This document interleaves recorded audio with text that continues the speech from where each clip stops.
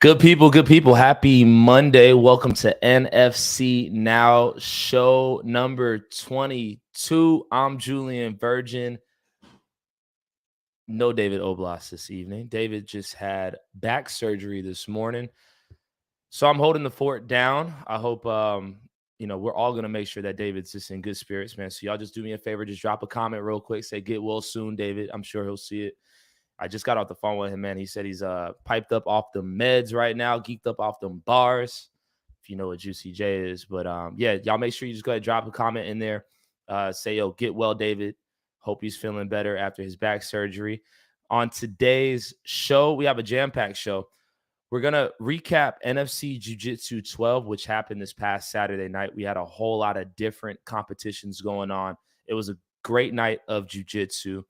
We're going to talk about our highlights, our lowlights, places we can see some improvement, and how we can get jiu-jitsu into more of a mainstream crowd. Because one very interesting part about jiu-jitsu, when I'm noticing about this jiu-jitsu crowd, is that it's a very niche audience, and I love it. And they come out and they support each other. I'm just curious about ways that we can get a jiu-jitsu crowd or a MMA crowd more locked in with the jiu-jitsu crowd. Y'all are funny. That's hilarious. Who says this? He's ducking the podcast. Might be. You never know. I don't know who that is, but get better, Oblast, for sure. Shout out to David Oblast. Shout out to everybody dropping those comments again. Continue to drop those comments. We have a great show. Our first guest is going to be our guy, Sam Accord. Sam Accord, he competed this past weekend at NFC Jiu-Jitsu. I really like Sam Accord because his name is Sam Pretty Boy Accord, and he brings a different swagger and energy to the jiu-jitsu mats. And I like that energy, and it was something that just immediately just like grabbed me. So we're going to have Sam come on. He competed with Tribe BJJ in their men's quartet. He did an amazing job, got a couple of subs in the quartet. The dude's only 22, I believe. I have some ideas to get MMA guys more into the BJJ scene. I would love to hear your ideas. Go ahead, type them down there because we're going to be talking about it the entire show. Type them down there. Let me know what your ideas are for how we can get more MMA guys. And not even just MMA guys, just like the outside fan a part of jiu-jitsu. Because this is real talk, y'all. If I had no clue what the hell a fight was, right? If I had no clue, if I never saw an MMA fight, I could go into an NFC show and watch a fight and understand who's winning and who's losing based off of who's getting punched in the mouth, who's getting kicked, X, Y, and Z. It doesn't take a rocket scientist to understand who's winning or losing a fight. When it comes to jiu-jitsu, it's a lot more nuanced. It's a lot more nuanced, and you have to understand what you're looking at. And even me as the announcer, when I'm sitting there, I'm still asking questions, trying to understand what I'm seeing. And so those questions led to one of our other guests is going to be on our show, our guy, Dennis. I'm about to screw his last name up. I want to say Aguilar, but Aguirre. I'm going to say it like that. Dennis Aguirre. I'm going to look at my phone and go get that right. I want to make sure I'm getting my man's name right. Dennis, he is the social media coordinator during the fight nights. We're going to have, yes, and I agree with you. We're going to have Dennis come on the show and talk about some of those ideas because Dennis was right next to my side, and him and I were just bouncing ideas back and forth about how we could just make that jiu-jitsu just a lot more, I don't want to say interesting because it is interesting, but just engaging. And I like this idea right here. Sam and Travis Shug play to the crowd. I 1,000% agree. And we need more people like Sam and Travis Shug playing to the crowd. There was another good moment, and I'll get to my highlights and my lowlights of NFC Jiu-Jitsu, and I'll play on one of Travis's opponents. I really like what they did. So again, we'll talk about our highlights, our lowlights from NFC Jiu-Jitsu, ways we can make it better. We got Sam Accord joining us. We got our guy Moon Cosme. He's just coming off of a victory in the United Fight League. He's a NFC OG. Not OG. He's somebody who competed in the NFC a while, and now his career is going to the next level. He just competed in the United Fight League this past weekend. Got a big victory over Jackson Santa Cruz to improve him to 5-1 as a professional. We're also going to have our guy TJ Holt on the show a bit later.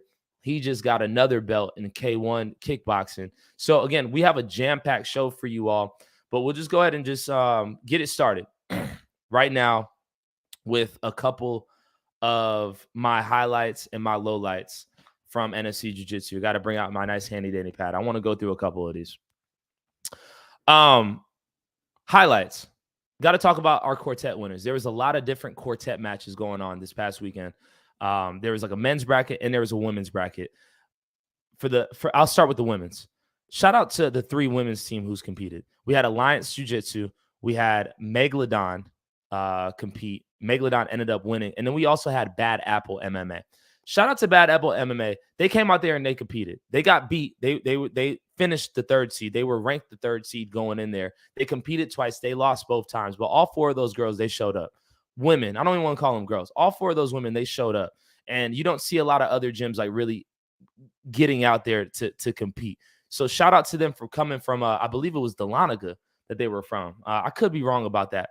But they came all the way out from wherever they were from, and they competed with these big Atlanta gyms. The women's final between Alliance Jiu-Jitsu and Megalodon. I thought it went down to the wire. It was 4v4. All 4 went. I believe there were subs on both sides. There was also ties, which made it down to the last 2. The last 2 women were standing. The energy in the building was crazy. Both teams were just super engaged, and at the end of the day, Megalodon got the victory. I really like Megalodon because they came out to "Bitch Better Have My Money" by Rihanna, and they just had a different swagger to them, and I like that energy, especially from the ladies coming from jiu-jitsu. I really enjoyed watching those ladies compete, and you can see how much it meant for them to get that dub, especially going down to the wire. So shout out to Megalodon MMA. Shout out to Alliance Jiu-Jitsu as well. They did a great job. And again, shout out to the Bad Apple. Shout out to all of our ladies who got out there and competed. Now on to the men's quartet. Some of these quartets are just a little bit long. There were 6-minute rounds. It was a quartet, so that means it was 4v4, and each one was 6 minutes. So at most, a single quartet could go 30 minutes. That's pretty lengthy. That's pretty lengthy for one quartet. And we had 1, 2, 3. We had about 8 quartet matches. So 8 times 30, my math ain't all the way right, but it took up a fair amount of time. And so, look, somebody just said, I like this. Team matches need some adjustments. Too much playing it way too safe once one team is ahead. You saw that evident. It was evident in that Tribe BJJ versus who those guys face. Let me give me 1 second. I'm gonna figure out who exactly those guys face, because I saw it. It was in the men's semifinals, and it was that Travis Shug versus Andrew Thomas competition, and it was so interesting because I'm gonna tell you exactly who it was. It wasn't Alliance male. It was the Megalodon guys versus, make sure I get this right.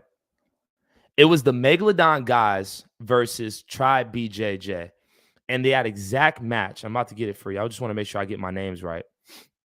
That exact match was between Travis Shug and then his name was Andrew Turner. It was Travis Shug versus Andrew Turner.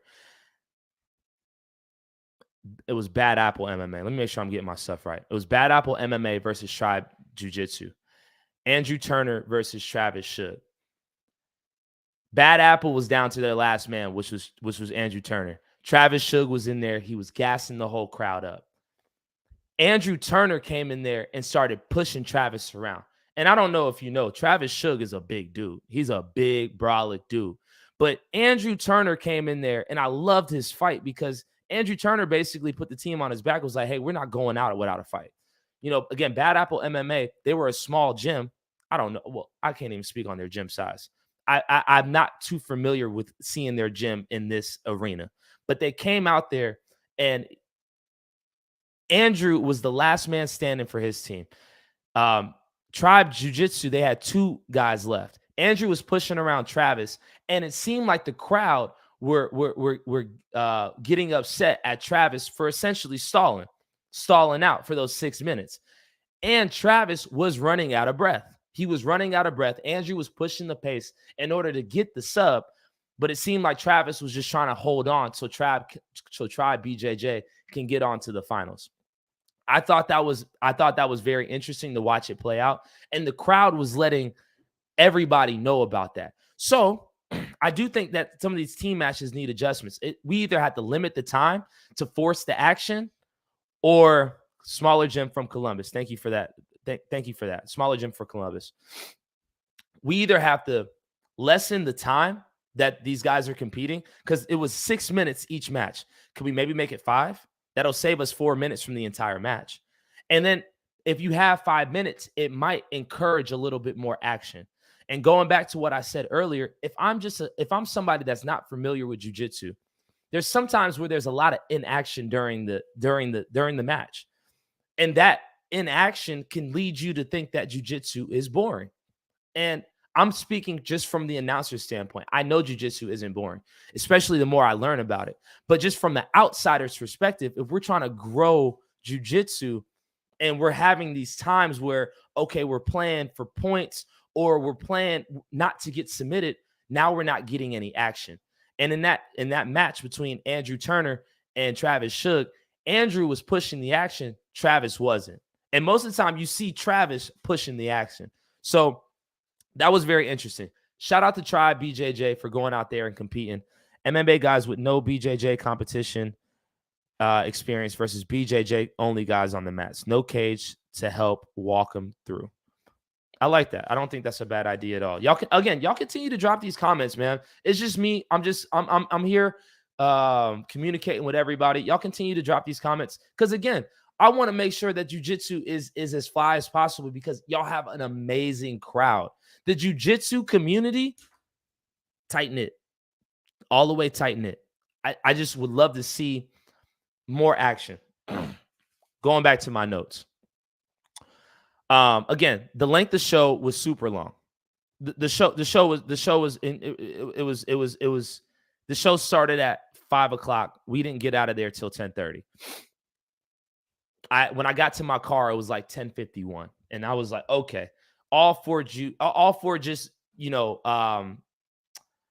we had a lot of quartet matches, and it seemed like it could have just been a little bit more like to the point.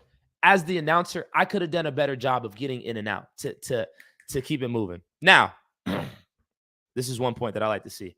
Maybe sub-only style. This is something that I was talking with a lot of people in the crowd with. Sub-only. A big recommendation I heard for the 1v1s, because there were some really good 1v1s. And I'll tell you a really good one. I'll tell you my favorite 1v1 was between Andre Cunha and Quintavious Marshall. Also, Jeff Cummings versus Octavius Allen was amazing competition. Those guys really won on it. But in my opinion, the fight of the night was Andre Cunha versus Quintavious Marshall.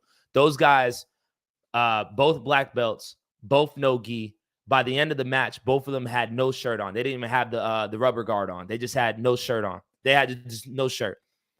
That competition, I was about to call it a fight. That competition went 2 rounds. It could have won 3. I believe Andre Cunha won by points, but he won by 1 point after 2. That was such a good match. I wanted to see a 3rd round. And I was disappointed that we didn't get an opportunity to see a 3rd round. And after the fight, I interviewed Andre, and I saw Andre after the fight walking around talking to his crowd. He was disappointed that he did not get the sub. There was a lot of other people that were disappointed they didn't get the sub. I believe, and this is from me just talking to other people, that it should be maybe 1 round, 10 minutes, sub only. Maybe 7 minutes to push the pace a little bit. 1 round, 7 minutes, sub only. If it's tied, go to the Eddie Bravo Invitational overtime rules. I just learned what the EBI overtime rules was. I was hollering at Nate, man. He told me that. I thought that was great. And I think that makes sense. For that Andre Cunha, Quintavious Marshall fight, I definitely think that we should have saw a 3rd round, because it was so competitive. And I think Andre Cunha won by points. And both of those guys, they were so good. And it's like we wanted to see them work to a submission, or hit the EBI rules where they start in one position and see who can escape the fastest or see who can get submitted from that position because they were so good positionally. I would have loved to see that go to extra. So I'm with the maybe sub only style. I think that's a great idea, sub only. And again, as an outsider, as a guy who doesn't who is not completely immersed into jiu-jitsu, I could understand when somebody gets subbed versus understanding a sweep where somebody gets 3 points on the board and the referee raises their hand. That's where I stand on it. And I look forward to hearing what you have to say about it. Y'all continue to drop these comments.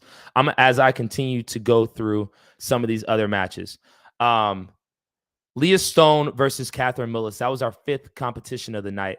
Catherine, again, was upset that she did not get the submission after 2 rounds. Let's just do sub only. Like that's how you win. I got a shout out to my man Brady Hilton and Addison Graves. No bones about it. Addison's my boy. I rocks with Addison big time. Brady Hilton put him to sleep with a killer triangle choke. It was beautiful. Brady's entertaining too. Like he talked that smack on the mic afterwards. I love to see it. He said, I forgot what gym he's from. I could tell you exactly what gym he's from right now. Brady Hilton, Odyssey BJJ. Brady said Odyssey BJJ is on the map. Shout out to him. He definitely put him on the map by submitting Addison Graves. That was a great one. My man, Sam Pretty Boy Accord was supposed to go against Guy Ficker. Guy Ficker, I believe, got sick the day of, wasn't able to compete. Unfortunately, Sam still got in on the men's quartet with Try BJJ. He held his own. He did a great job. Sam will be on the show a little bit later. Daniel Hunt versus Dustin Waters. That competition ended by DQ. That leads me to a whole different situation. My man, my tampon is dirty. That is a hell of a name. When Clay called the ref a fat effer, I was dead. Okay. I got to clear my throat. Let me sip some wine real quick. Again, ladies and gentlemen, welcome to NFC Now, show number 22. My name is Julian Virgin. Right now, we are recapping NFC Jiu-Jitsu 12. This was one of my lowlights of the evening. I was appalled by Clay Bennett's behavior. I can't call it any other way. Clay Bennett's been on this pod multiple times. Clay Bennett is the NFC's jiu-jitsu matchmaker. For Clay to have called Nate Mann a fat fuck during the show, slam his water bottle, and I don't know if y'all noticed, when he slammed his water bottle, it flicked back and hit him back in the head. And Clay Bennett essentially had a 5-year-old temper tantrum in front of everybody at the jiu-jitsu show.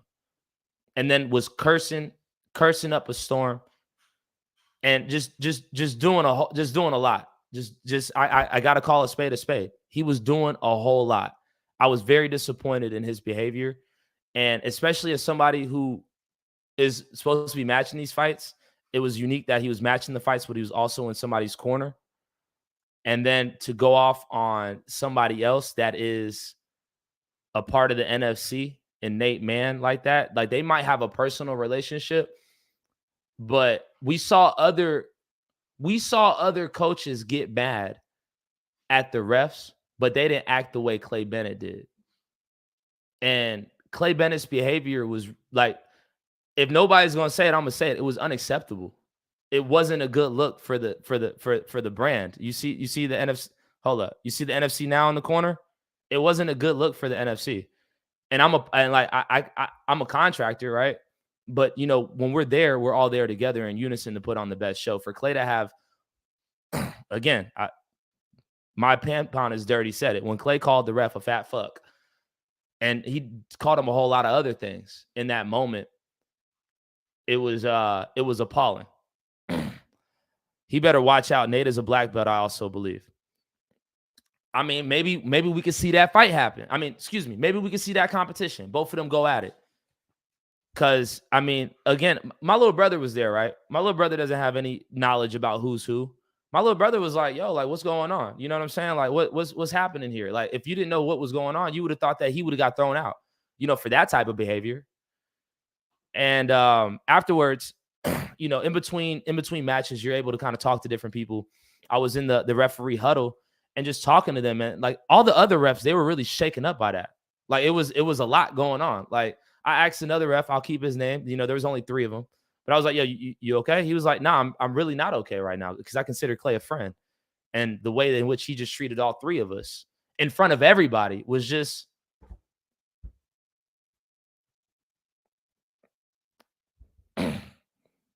I got to call it how it is, you guys. NFC community, if you was there, you saw it. I mean, and again, this person just said it. Like, yeah, it might have been funny, it might have been humorous, but I mean, it also just wasn't a good look, especially coming from somebody who's supposed to be upholding the NFC's name and integrity. You know what I'm saying? I personally thought it was a little bit of a conflict of interest for him to be making the fights and then also be in somebody's corner cussing out Nate for not giving out 3 points to his. And again, it goes back to this whole situation about, the point scoring. As somebody who doesn't fully understand how the points are scored, they're arguing about whether or not he should have been awarded 3 points. I just want to see somebody get subbed. You know what I'm saying? If it was sub only, that argument would have never took place. So ultimately, and going back to the actual match at hand, Daniel Hunt was facing Dustin Waters. According to Nate Mann, Dustin Waters cussed at Nate Mann for not awarding points, and Nate Mann disqualified Dustin Waters. I interviewed Daniel Hunt. Daniel was disappointed, that he was not able to compete because of a DQ. Originally, Clay is like, yo, Clay told Dustin to shut up because obviously there's a rule there that the competitor cannot talk to the ref in the way in which he was talking to him. So Clay was trying to get his fighter under control, but he was also arguing the 3 points. And then arguing the 3 points, and once he got thrown out, that's when the 5-year-old temper tantrum took place. Agreed. He should have got the boot. You or I. Yeah, absolutely. I don't know who that is. Again, I'm seeing Facebook user. You and I would have got the boot. People were getting thrown out. Nate Mann was throwing people out that show. If any of us would have acted like that, they would have got the boot. If any of us would have acted like that, they would have got the boot. He not only acted like that, he's part of the NFC. I gotta talk truth to power. I don't like to call people out. But damn. We would have got the boot, man. That wasn't a good look. A lot of that frustration with Nate is not the first time he's messed up. Ask Sam about his last NFC match. I understand that. Nate isn't perfect. I've seen Nate make mistakes, and he'll own up to his mistakes. Sometimes I've seen him stand on it. I've seen him not make mistakes, right? We all make mistakes. I understand that frustration. There's other ways to take out that frustration. In that situation, in that particular situation, all 3 referees were in unison. All 3 referees were like, no, the 3 points should not have been awarded because he was not in a sub-threatening position. All 3 of them. And all 3 of them got cussed out by Clay Bennett. To where at the point we had to kind of take a little second because my man's was like, yo, I'm not okay right now. I was like, are you okay? He was like, no, I'm not okay because I consider him a friend. And he just like scoring the earth with them dudes, throwing stuff. This is not the first time I've seen it either. This is why, Mr. Cord, shout out to you, Mr. Cord. I like Mr. Cord. That's Sam Pretty Boy, Accord's dad. This is not the first time I've seen that type of behavior either. 5-year-old temper tantrum. Michael Gajan Jr. Tell it how it is. I got to tell it. I got to. I mean, you saw it. Did you see it? That was a low light. That wasn't a good look, man. Shout out to everybody. And shout out to Clay Bennett, man. But come on, man. We got to do better. Whew. Okay. Again, ladies and gentlemen, welcome to NFC Now, show number 22. I am Julian Virgin. David Oblas had back surgery earlier this morning. He's in good spirits. He's just drugged up right now. Can't be on the show. I want to get to the rest of the show. Alex Judas versus DJ Wegason. The 2 old guys. and when I say old, I say that in the utmost respect, because guys that are above 55 competing, like, you have to give them the utmost respect. Those guys are heroes. Those guys are inspirations to everybody in the NFC community. Alex Judas, DJ Wegeson, for those guys to be of the age that they are and still get out there in front of everybody to compete, amazing. Alex Judas, sub DJ, first round. Alex is a stud. When he gets out there, he's a stud, man. I mean, he was winning his last competition before he slammed a guy on his head and got DQ'd. DJ's a stud too. But Alex, I don't know. I forgot what submission that was. If you know the submission, let me know. But he got him early in the first round, handled his business, and was like, yo, like, yeah, that's that old man strength. And I was like, all right, I respect it. So that was good stuff. Pedro Jimenez versus Matt Ferriolo. That was great. Matt came all the way from Excel Gym in Orlando, Florida, and got Pedro in the second round. Pedro was winning in the first round. I think he was up 10-8 in the first round. And then Matt beat Pedro 10-7 in the second round. So they won. I think it was 20. No, I think it was like 18-17. That was the score. And it was over after 2 rounds. Only 3 have tied. Again, another one of those competitions where it was like, that was such a competitive match. It was essentially 1-1. One guy won the first round. One guy won the second round. Let's go to a third, or let's do sub only. Those guys were great in their no-gi. They probably would have, like, I'm sure. I don't know. I mean, if Matt came all the way from Orlando, I'm sure he would have liked to go home knowing that, damn, I got somebody, I subbed somebody, or I got subbed, and, like, you know, we want the full round. So great job, Matt. Shout out to you for coming all the way out here from Orlando. And Brady Hilton was in Matt's corner as well for that competition. Jeff Cummings versus Octavius Allen. Those black belts were both in their gis. And this goes to another thing I want to talk about. And we'll have my man Dennis come on the show, and we'll talk about how black belts, I'm not sure if a lot of had to do with his match getting canceled as well, though, but still. Maybe this has to go with Clay's match. Maybe, but still. Yeah, it's like still. Nah, man. I mean, we're adults. It happens. Match gets canceled, but you can't cuss out. You can't call your colleague in this situation a fat fuck. That's not an excuse. I can't give him that. Jeff Cummings, Octavius Allen. 2 black belts going at it. Jeff Cummings ended up submitting him via armbar, I believe, in the first round. I could have been the second round. I could be wrong. But he got the sub. 2 black belts going at it. You don't see that often enough. And I was asking Dennis, and again, Dennis will come on, he'll ask about it. And I've talked to a lot of people just off the record about black belts, you know, putting their black belt on the line. Let's just say if Jeff Cummings was in his own gym, he owned his own gym, and he was going against Octavius Allen. Octavius owned his own gym. If 2 black belts go against each other, and let's say Jeff submits him, is everybody from Octavius's gym going to be looking at him like, okay, I don't know. I mean, how legitimate is your black belt if you getting subbed? Are black belts afraid to face each other? Again, I'm just an announcer guy. I'm just asking questions. I saw a lot more blue belts going at it. I saw a lot more blue belts and white belts and purple belts going at it than I saw black belts in this past weekend. Are black belts afraid to go against other black belts? Is it an ego thing? Is it a pride thing? Is it like do you not have enough time to train thing? You know, I know there's a lot of black belts that own gyms. They're running gyms. They're running businesses. They have families. They don't have really time to train as much as they used to. I don't know. I'm asking y'all the question. Drop a comment below. You let me know. I didn't see a lot of black versus black. No black on black crime this time. You know what I'm saying? It was, you know, it was just a little sprinkle of black on black crime this past weekend. Just a little sprinkle. But shout out to Jeff Cummings. Jeff Cummings is entertaining too. Jeff Cummings talked a little shit. I liked it. I liked the little bit of smack talk that Jeff Cummings talked this past weekend. And I think that going back to how can we make our NFC JJ shows, again, I don't want to even say more entertaining. I just more palatable to somebody who doesn't know jiu-jitsu, is to get more characters. We need more characters. I got my man, Sam, I see you down there. Sam McCord's about to come on. He's a hell of a character, man. Like, I didn't know Sam before this, but yo, like when Sam came out, and even as I'm making my announcer cards earlier today, it's like Sam Pretty Boy Accord. He coming out the Pretty Boy swag by Soulja Boy. Like that's somebody I was interested to watch compete. Before I even saw him ever compete, I was interested to watch him compete because he had some type of like, he had some spunk to him. And I don't see a ton of spunk. And like, forgive me, forgive me.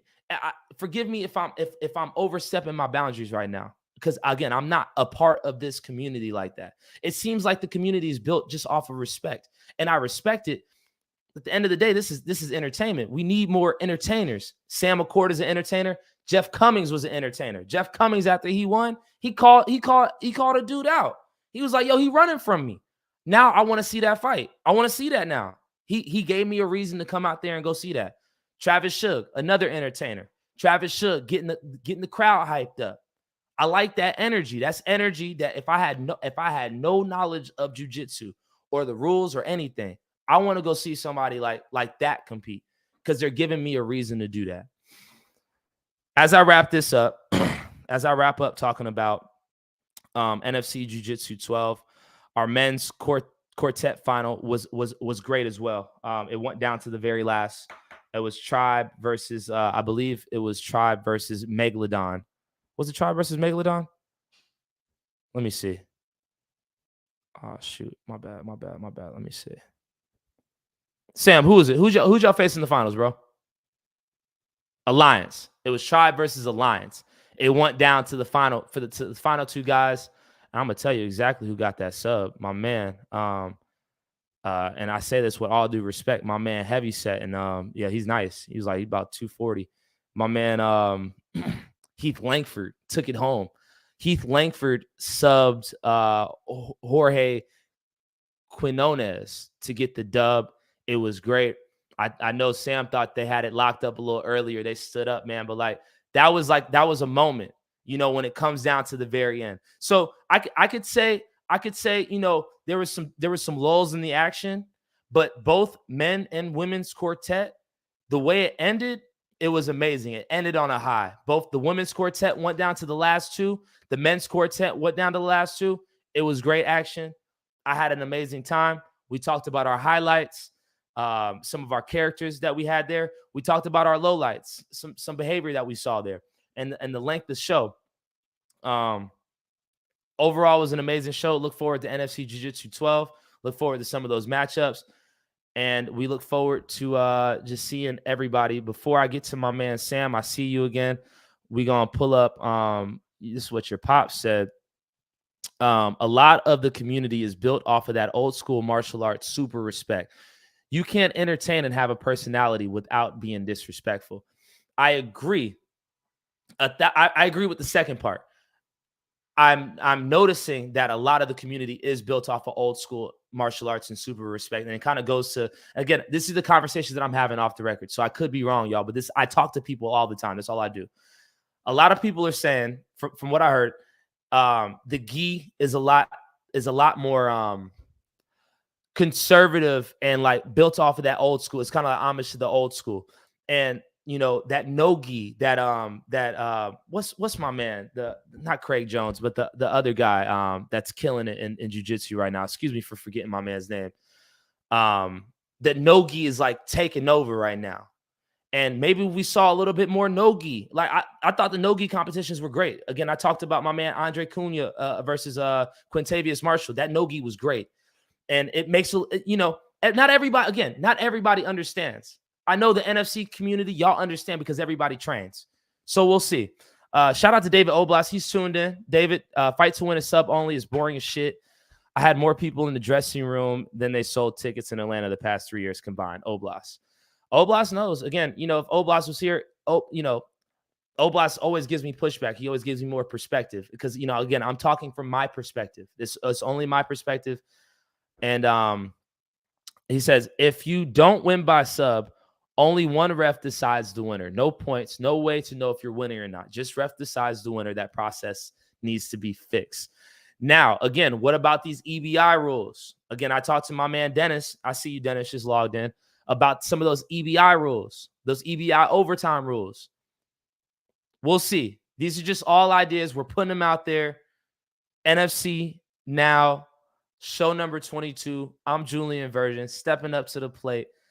The one, the only, the young bull, I like this guy, man. Again, he came to the competition with the swagger, man. He had the Nike Dunks on, the colorful Nike Dunks. He came in there, pretty boy, swagging it out.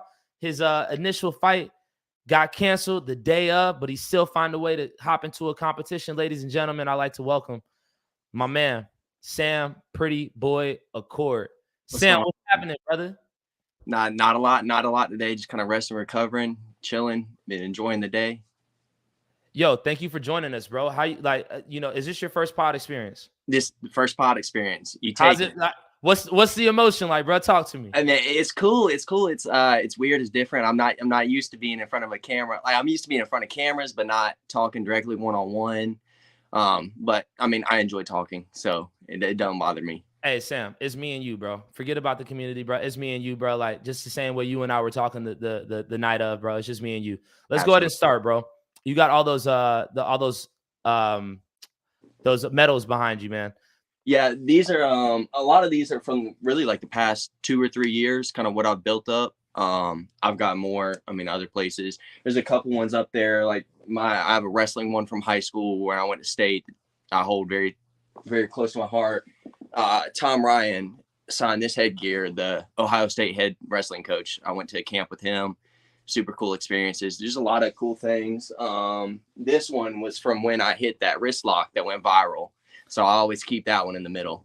For sure, man. For sure. So I talked to your dad, man, a little bit after the fight, after the competition. I keep want to make sure I'm just my verbiage is fight. right. It's fight competition. It's all the same. Y'all was out there battling, bro. I talked to him after the battle, man. He said that he got you involved with him in jiu-jitsu and martial arts early on, man. Could you speak on your earliest memories of getting in there and competing?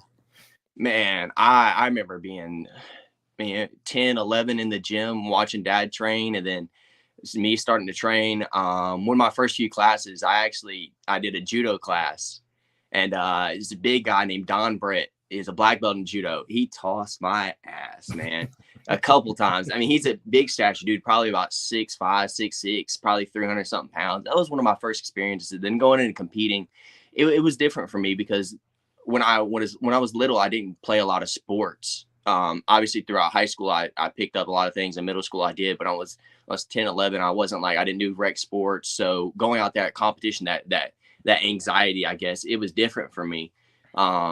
So I remember just being kind of anxious as a kid, but then also knowing that, hey, I've got some abilities here. I'm a little special. Yeah. I'm not like everybody else. I can do things that are different. And it's just kind of always carried with me.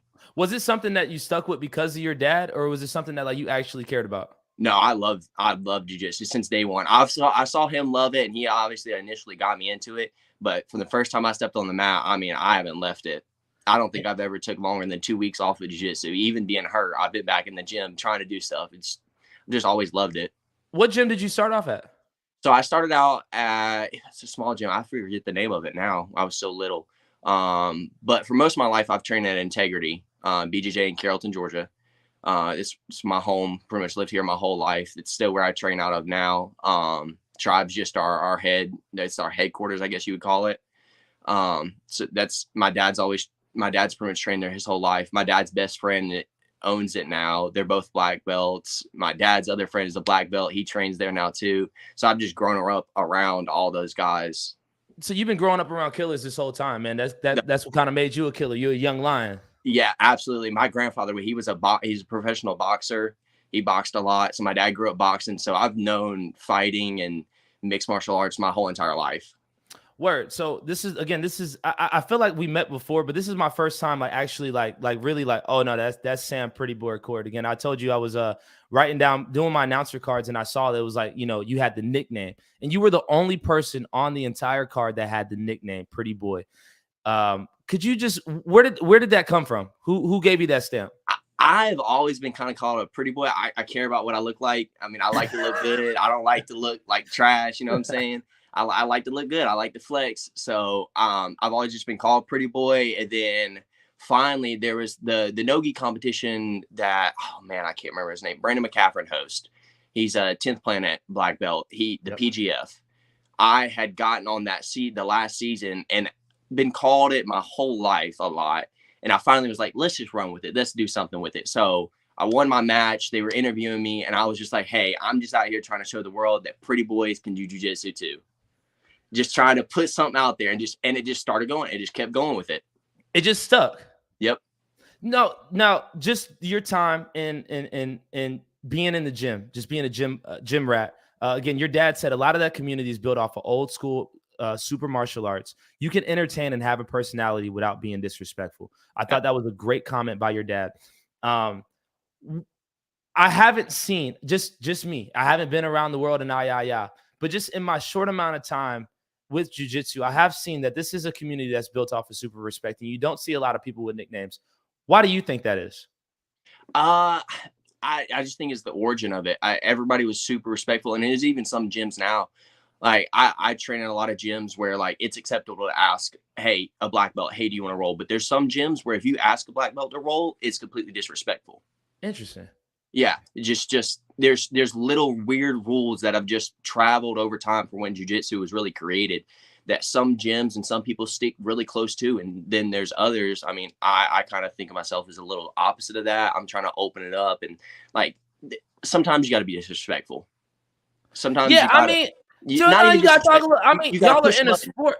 Y'all are in a sport where you're choking with like you trying to choke somebody. You trying to break somebody's arm, right? That's what I'm saying. So sometimes you gotta be a little disrespectful. I'm not gonna be nice to everybody at the end of the day.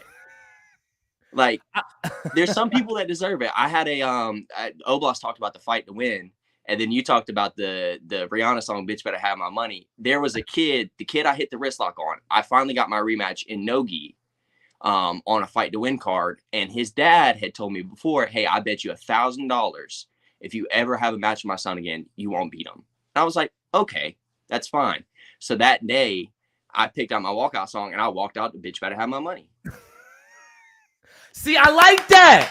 Like, that's that energy. Yeah, you have to have, and I think that's what at the end of the day we want to put a show on for people. People are paying to come see us. So why would you not want to be a little extra? It doesn't hurt nobody. They're going to remember you. And I couldn't forget you. Exactly. Again, ladies and gentlemen, Sam Pretty Boy Core joining us here on NFC Now, show number 22. Sam, I couldn't forget you. The way in which you walked, just you walking out and putting your shoes down. Just your shoes was like, oh, okay. Buddy got swag. Like, oh, this is Sam McCourt. So you were initially scheduled to take on Guy Ficker. Yes. What happened? So, and I am going to address this as respectful, I guess, as I can, because he said he was sick. There was some controversy the day of the weigh-ins. I cut some weight. I cut about 10 pounds. I walk around about 170 to 175. We cut to 160 for it. So I've been working at it. I cut to 160. I weigh in 8 a.m. day of, and nobody's heard from him. And I texted Clay, and me and Clay went back and forth a few times, and we couldn't get anything from him. He didn't respond to nobody. We couldn't get nobody to respond. And finally he hits us back and said he's been sick for a few days. And then he made the post, and I was a little hurt because, like, hey, if you've been sick for a few days, give me a heads up. I wouldn't have cut this weight if I knew I was doing a quintet with everybody bigger than me. Like, these are facts. Like, everybody's bigger than me. Why would I want to cut 10 to 15 pounds to go compete against somebody that didn't have a weight limit at all? So, real talk, I mean, what were your thoughts? Yeah, you said he was sick, but I mean, like, he said he was sick for a couple of days and let you know the day of. Come on, bro. Like, let me know. I don't know. We had a no-gi match at the last IBJJF in Atlanta. It was a tough match. I was up 6-0, and I sold the bag. I won't lie. I got subbed, but I sold the bag. And that was no gi. And I know his gi's a lot. He's really confident in the gi. I mean, he goes after it. He's a world champ in the gi. He got second in pans in the gi. So I know he's a competitor. I'm not really sure what was going through his mind. I hope one day that I get that chance to run it, because I want all the smoke. I want it. Yeah, I want it. And we see that. We see that, man. We see that. All right. So you just mentioned gi versus no gi. Right. It's something that I brought up a little earlier in the show, and it's something that I was talking to a couple of people about off the record at the show, was the gi versus no gi. What is your preference?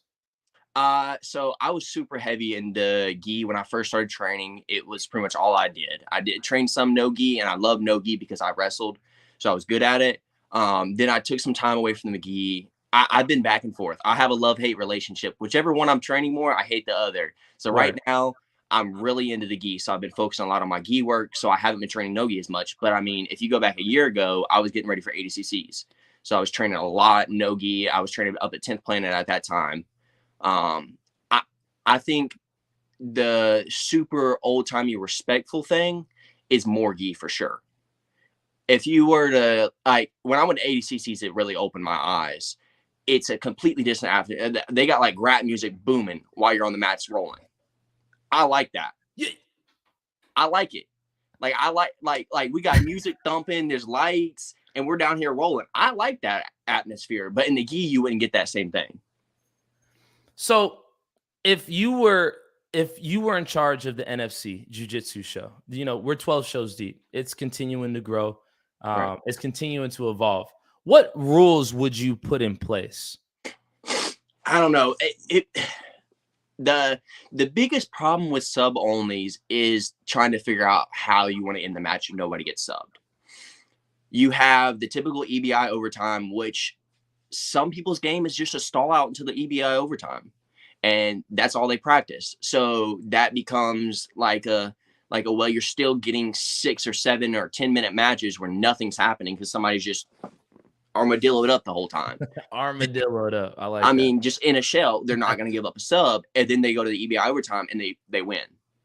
So it's that back and forth. It's so hard to pick the better of the two, I guess, setups.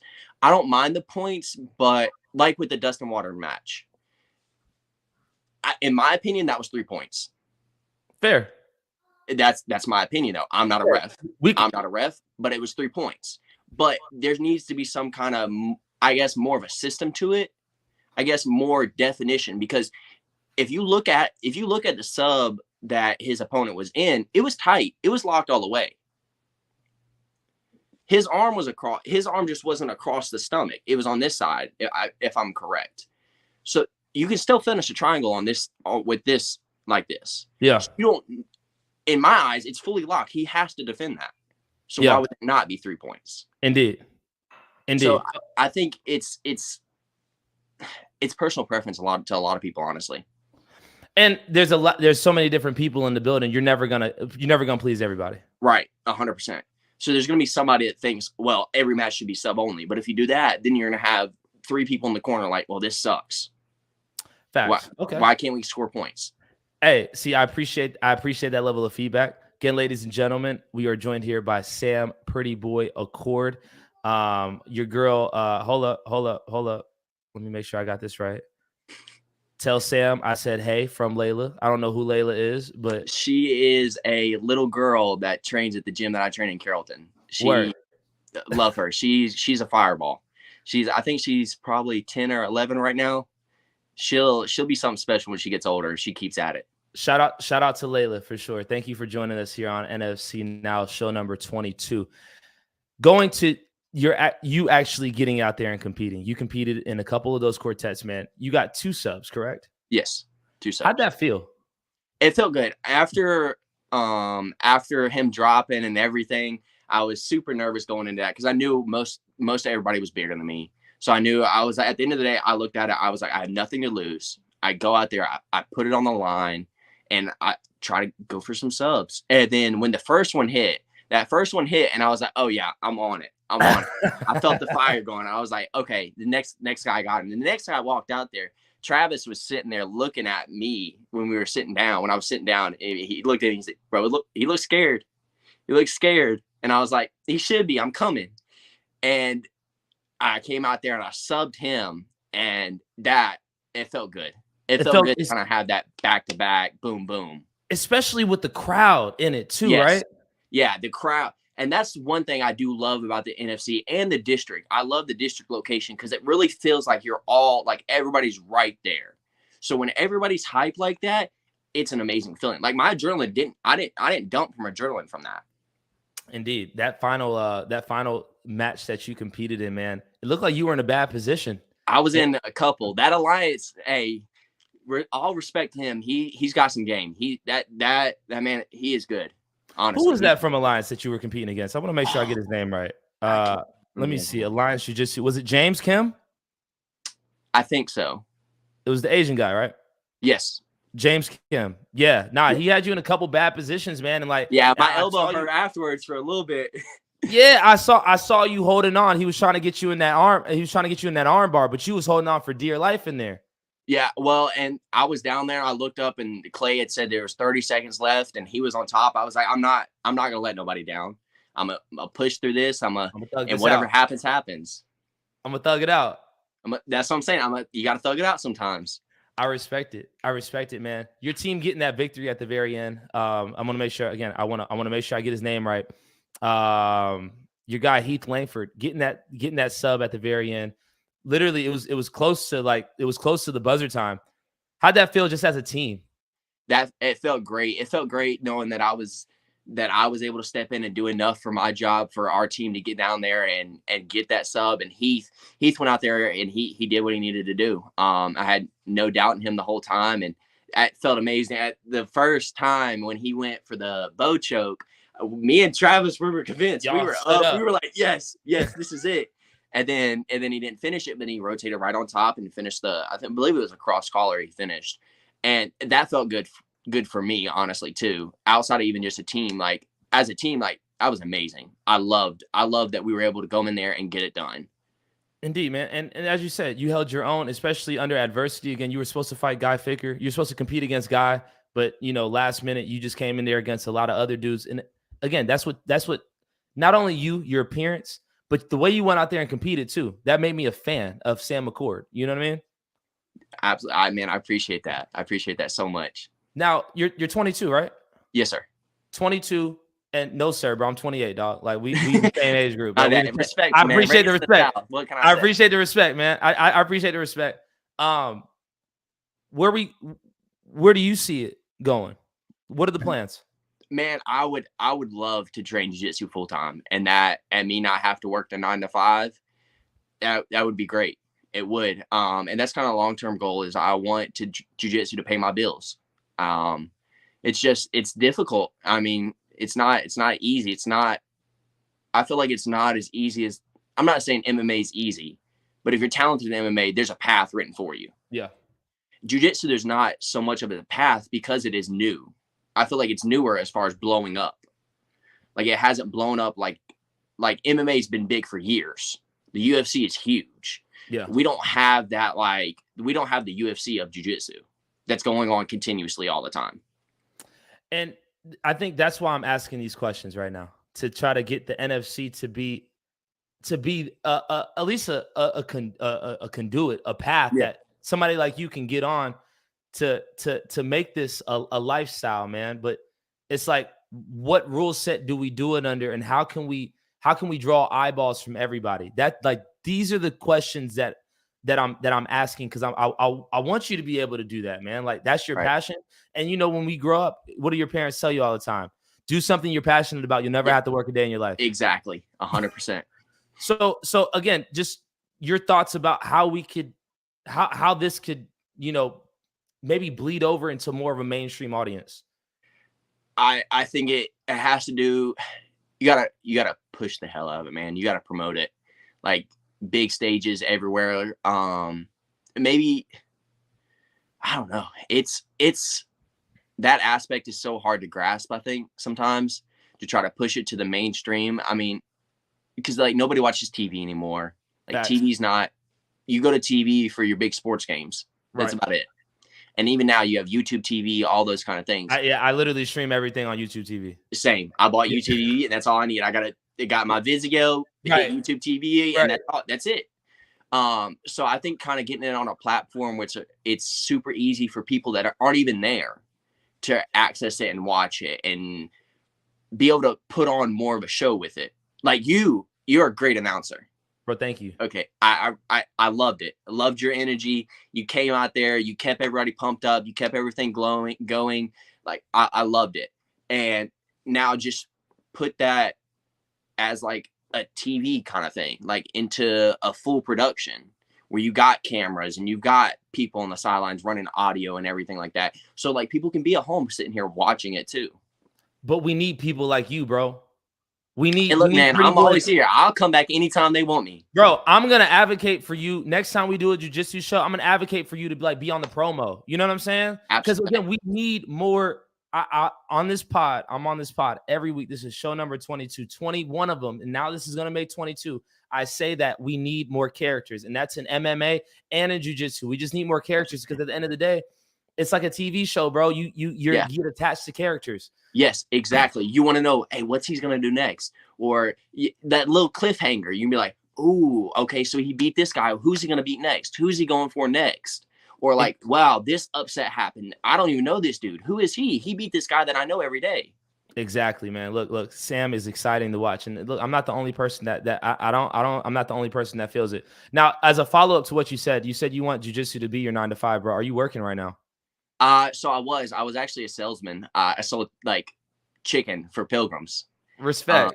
I don't have that now. I'm working on my real estate license as of right now. So trying to get a few things going. But I'm training as much as I can while working on that. And just, I teach some privates here and there. Obviously from this weekend, a few things just to help keep flowing in and out.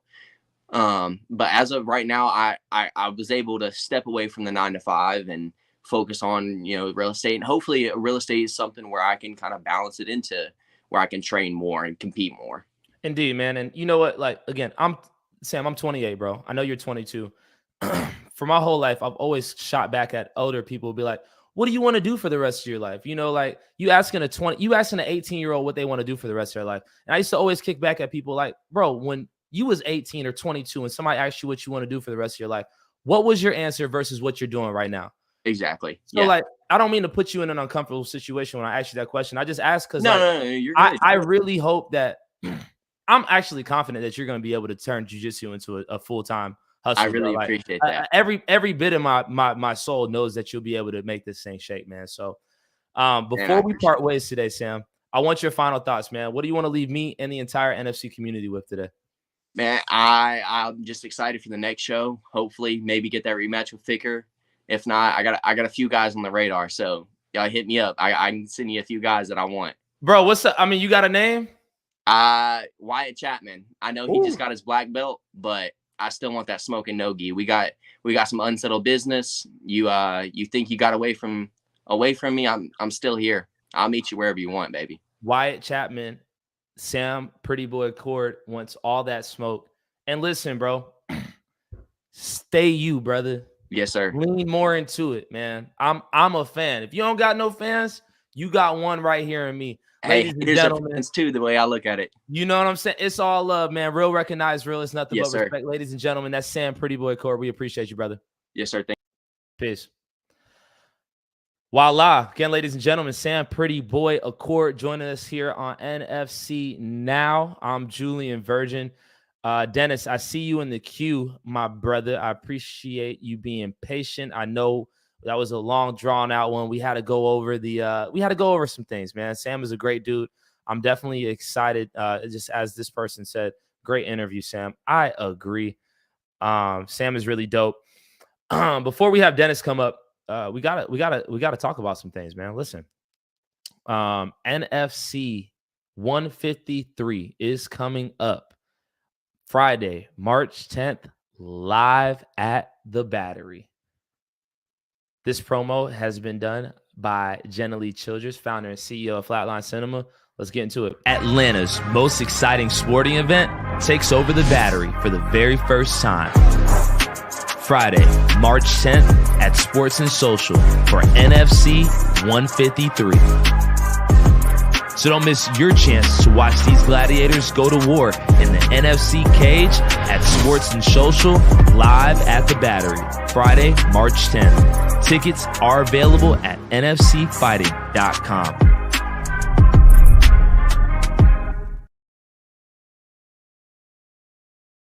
Tickets are available at nfcfighting.com. If you haven't got one, make sure you go ahead and grab yours, man. This is an event not to miss. First time NFC is showing up live at the Battery. It's going to be super dope, and this is our main event. Mad Mike Wilson. I'm the soon-to-be featherweight champion at the NFC, and I'm fighting Devontae Sewell for the opportunity to get that belt. Here you go, your boy, the grinder, Devontae Sewell. I'll be fighting March 10th, Friday, live at the Battery. I'll be fighting Mike Wilson in the main event. Oh, me and Devontae, we've actually trained together multiple times, so a lot of mutual respect for each other. When the fight was offered, he messaged me respectfully, like, hey, what do you think about this? I said, hey, man, if it works for you, if you can make some money off of it, I'm looking for a big fight, so, let's do it. Mike, good people, strictly business. We'll see each other March 10th and let the best man win. I know his work ethic a good bit about his style, but he knows what to capitalize on me, and I know what to capitalize on him in certain situations. And we're not guys who aren't going to go for that kill when we know it's theirs. I'm definitely going to take full opportunity of this showcase. This is a good challenge in front of me. I'm focused. I'm ready to kill. The fight's going to be March 10th. It's going to be NFC 153 live at the Battery right here by the Braves Stadium at the Sports and Social. Me, Devontae, the Grinder Sewell versus Mike Wilson in the main event. Get your tickets at nfcfighting.com. Let's get it popping.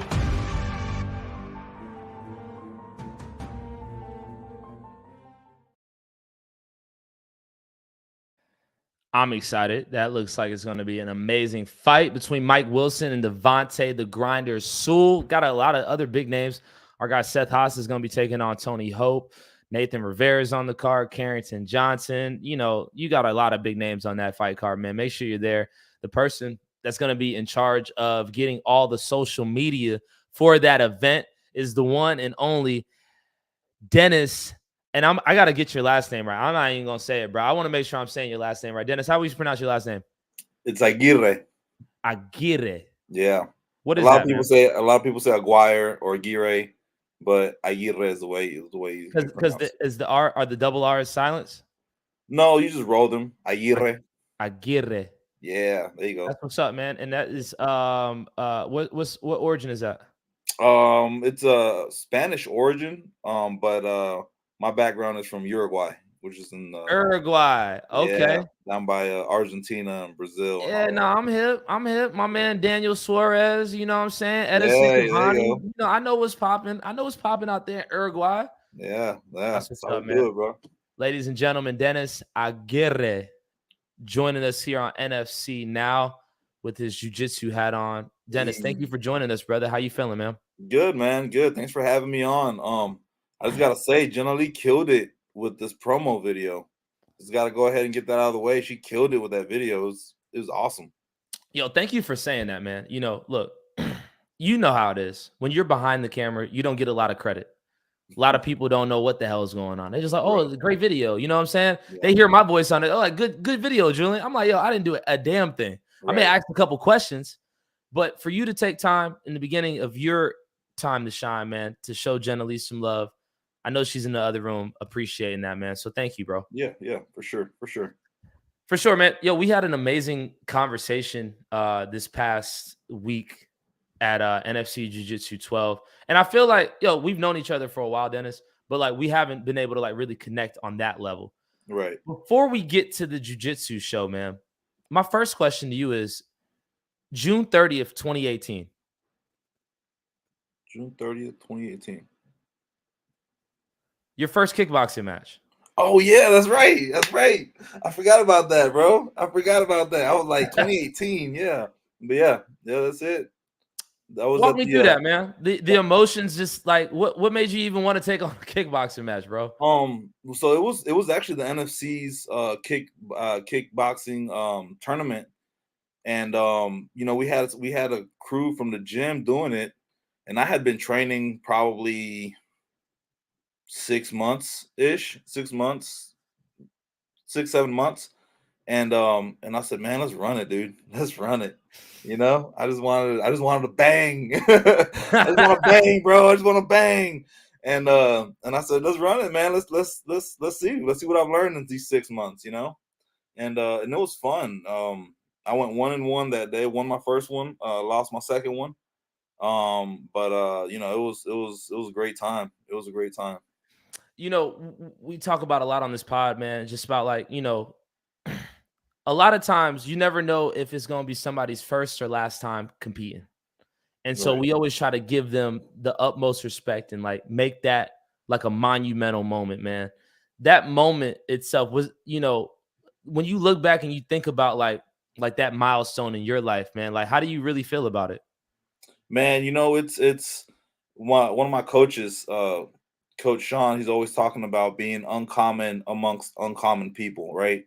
So if you look at the number of people that train martial arts in general, they're already uncommon, and then taking it to the next step to being one of the guys that gets in a cage and fights somebody else, or gets on a jiu-jitsu match or on the mats and has a match with somebody else. You're already even more uncommon within the uncommon group. You know what I mean? I just remember that day. I was just trying to take it all in. Man, it was an adrenaline rush, man. It was super What fun. I had been in fights when I was a kid, like at school and stuff, but I had never been in like a sanctioned, like legit kickboxing fight. So it was great, man. I was trying to take it all in, and I kind of did it as one of those things that I was like, you know what, it's a bucket list item. Um, but I really enjoyed it. what song did you walk out to?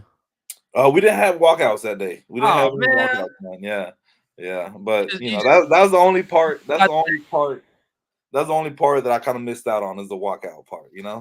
Man, look, I always say, again, I'm just the announcer, and I told you that 1,000 times during the other day. I'm just the announcer. Like, I have respect for any man or woman that makes the walk, because to me, the walk is the most important part. You showed up. My dad always says showing up is 80% of the battle. Whatever happens after that, like you were present.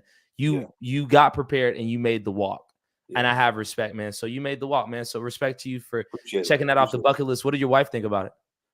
She was after my last fight, my second fight.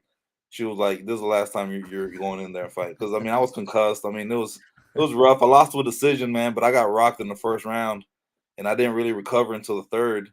And I was just, I was concussed and everything, and my wife was like, "Yeah, we're not doing this again."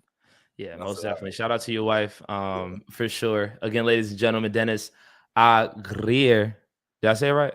yeah, Aguirre, Aguirre. yeah, Joining us here on NFC now. Dennis, you have been working social media for the NFC for what seems like maybe the past year and some change. Am I right, wrong yep, that's about about about right. that, right?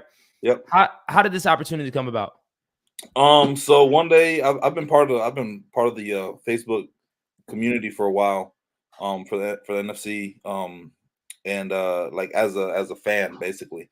And I think Oblast posted on the page one day, he was looking for a social media guy or whatever, basically to do the Instagram stuff on fight nights and stuff like that. So he said reach out to him or Jesse Wable, and Jesse actually trains with me over at SBG Buford. We train together. So I reached out to Jesse and said, "Hey man, I'd be interested in doing this." And Jesse put in a word for me with Oblast, and next thing you know, Jesse said, "Hey man, if you can show up to the fights on time, if you can stay till the end, and if you can take some pictures with your iPhone, then you got it." And ever since then, man, I love it, bro. I got front row seats, the best seats in the house. It's great. I love it. What do you love about it, bro? Like Man, being there so close. Like you're there in the action. You're privy to the conversations. You're in it. Like yeah, from your perspective, man. Like what keeps you coming back? man, that same exact thing you just said, man. I love the fight game, man. I love mixed martial arts. I love MMA. I love jiu-jitsu. I love Muay Thai. And I just sitting there and even being able to hear what the corner is telling their guys. Having front row seats to when my teammates are fighting. It's awesome, dude. I mean, the seats don't get any better than that, honestly. So that in itself is good enough reason for me to do it. You do great work, man. And Appreciate we're all a part of this team ultimately. Shout out to David for giving us an opportunity to be independent contractors, like working towards making the best product for the NFC, man. That's something that we were discussing at nauseum this past Saturday at NFC Jiu Jitsu 12, man. Again, I always say I'm just the announcer. I have a couple questions, man. You were my fight companion the entire time. We were going back and forth. You were teaching me, man, and you know, I'm still learning. And we were talking about different ways that we could make NFC Jiu-Jitsu the best product possible. How would you describe this Saturday show? Just to start, how would you describe this Saturday show? It was good, man. It was great. There was some high level guys. Even some of the blue belt matches were pretty good. You know, there's some high level jiu-jitsu. At time, you know, it's like everything else. At times you'll get a match that's a little slow. But for the most part, you know, it was pretty good. I enjoyed it. Did you have a performer of the night? I probably should have asked you this before we got on the pod, right? So yeah. No, that's a good one. Probably Heath from Tribe, man. He man, that dude's a beast, bro. He put his team on his back and he was like, all right, I gotta go get this dub. And he went and got the dub. And he went and got the dub. Yo, yeah. Heath Langford did go and get the dub at the very, and he didn't compete the first time around. So he was like fresh. He sat there, watched all his homies compete. Yeah. He didn't compete the first match, and then he was the last man up on the very last match, the one that mattered the most. He put his team on his back. That was a wild card that they whipped out at the very end. Yeah, and it makes sense strategically. You know, you want to have your one of your best guys as your anchor. You know what I mean? Because even if they were down, like let's say if he was the last guy and the other team had two guys left, you're putting him in a position to go sub both of those guys. You know. But in this case, he had some wiggle room. Actually, no, I'm sorry. In this case, it was 1-on-1. It was the last guy on both teams. So he went out there and he just got it done, man. And he did a good job. Indeed, he did a great job. And you know, I think you just brought up a really good point about having wiggle room. Now we saw in some of those quartets, people were playing to the clock. They weren't playing for subs because they knew they had a little more wiggle room. Right. How can what are your recommendations on how we can get more activity when it comes to some of these jiu-jitsu matches, whether that's a quartet or just the one-on-ones? So a quartet, one of the ways I think in a quartet, because the quartet is sub only, is probably having the refs enforce the stalling penalties a little bit more stricter. Even though the refs did a good job about it, you know, they're not super lenient about it either. And we didn't really see it that much this time around about people stalling out because they knew they were up on points. Or as far as up on like teammates left in the match. But if the ref started to kind of, because I think it's 2 stallings and you get DQ'd. So you know, we didn't see that many stalling penalties awarded. So that might be one way. On 1-versus-1 matches, I would say no points, just sub only, you know. That kind of pushes the pace a little bit more. But it's like Pretty Boy Sam said earlier, you'll have people that'll stall during the whole the sub only match just to go to the EBI overtime. So it really just depends, man. It's a balancing act, really. So with the one-on-ones, if it is sub only, are there stalling penalties enforced as well? There should be, yeah. I mean, but there's not. You're saying like in just regular rules, there's not. I believe there is. I believe it's the same thing. If you have 2 stalling penalties, you'll get DQ'd. But you know, a lot of times you don't see that enforced too strictly because then the stalling penalties becomes up to the ref, right? And then we don't want to have another situation where the ref is DQing people because of stalling, and that can be arbitrary, you know. And then we have another situation like Saturday. Yeah, you know, and I kept asking that question, like, you know, when it came to some of those ref decisions, I was like, was that discretionary, or, you know, as you said, arbitrary? It was like, was that based on like, you know, how you felt, or was that like actual by the rules? But you're saying that, you know, obviously the ref is human too. They could influence a match more than the match needs to be influenced. Right. Okay, now if we do go to a sub only situation, how long do you think that match should be? I mean, at a minimum, at a minimum, I would say 8 minutes, 6 to 8 minutes at a minimum.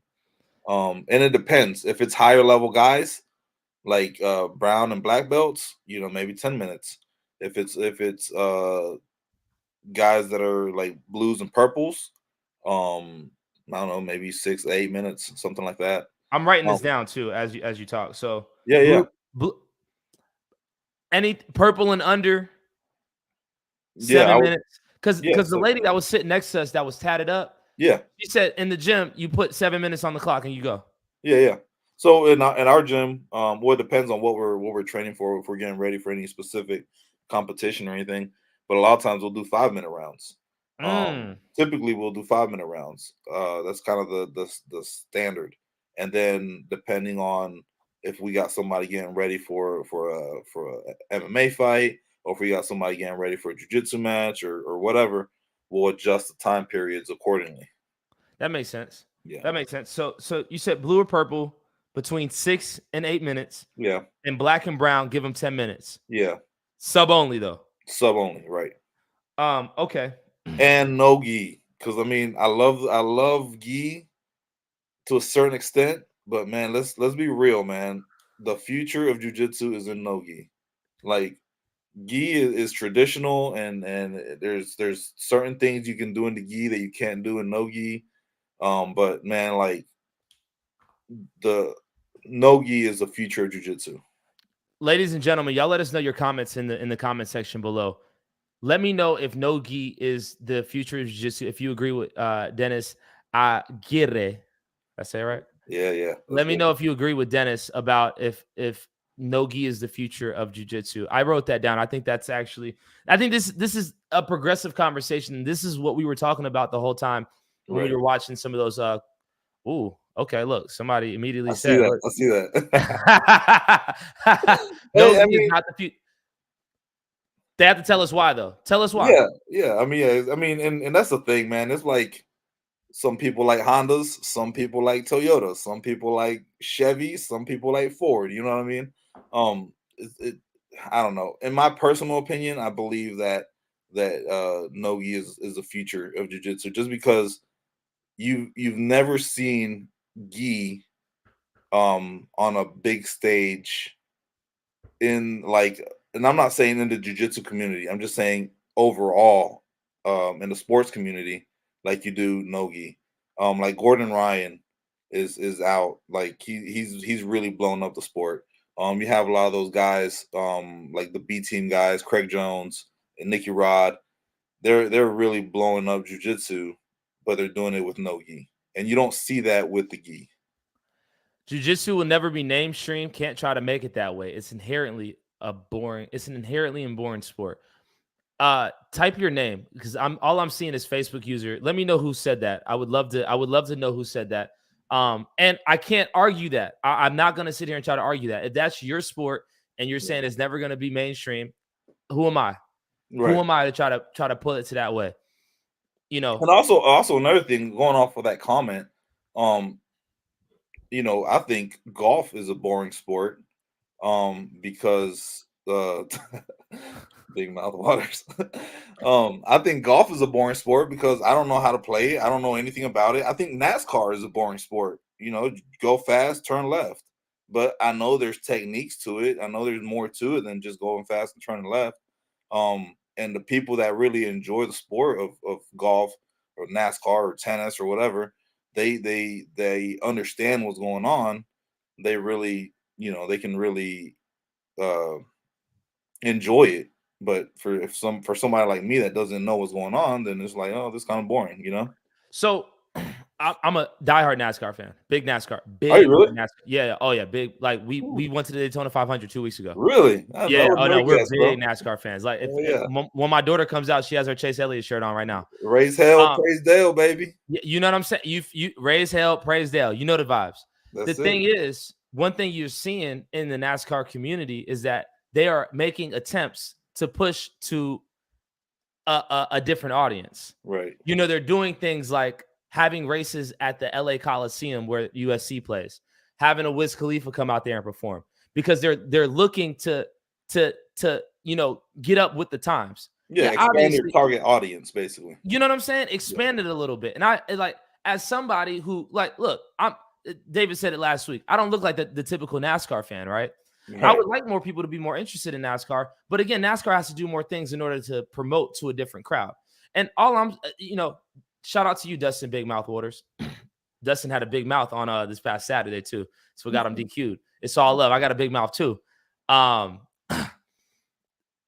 think it's important that we as a community, and I'm saying we, I might be an outsider on this, but at least attempt to find ways to make jiu-jitsu more palatable to those who aren't familiar with it, because it is a beautiful sport. It might be a quote unquote boring sport, as Dustin said, but it's a beautiful sport.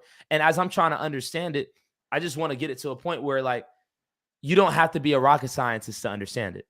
And sometimes there's certain positions, like the position that Dustin was in, that he was arguing, that it's difficult for somebody who doesn't truly understand what's going on to understand it. So again, ladies and gentlemen, Dennis, Aguirre. Yeah, I'm gonna get it right before it's all said. You'll get it right. You'll get it right. Joining us here on NFC Now, we talked about blue and purple belts having 7 minutes, black and brown having 10 minutes, sub only, no gi, the future of jiu-jitsu.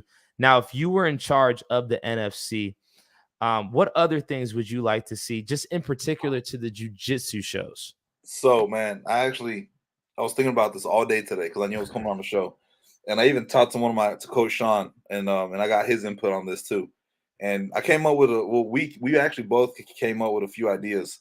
Other than the no-gi sub only stuff, man, like one idea that I came up with is like, all right, so they did the quartets for the purple and blue belts, and they did almost like a tournament style. Yep. And I think Tribe BJJ is the one that ended up winning it. So they're the I would say the champs at the moment, right? And I was going to talk to Oblas about this too. Like making it so like other gyms now can like challenge Tribe BJJ, like, hey man, we want to challenge you for that spot. You know what I mean? And almost make like a championship like belt for that, or like a trophy, like a Stanley Cup trophy that that team gets, and that every time there's a new team, they put their name on the trophy or whatever. You know what I mean?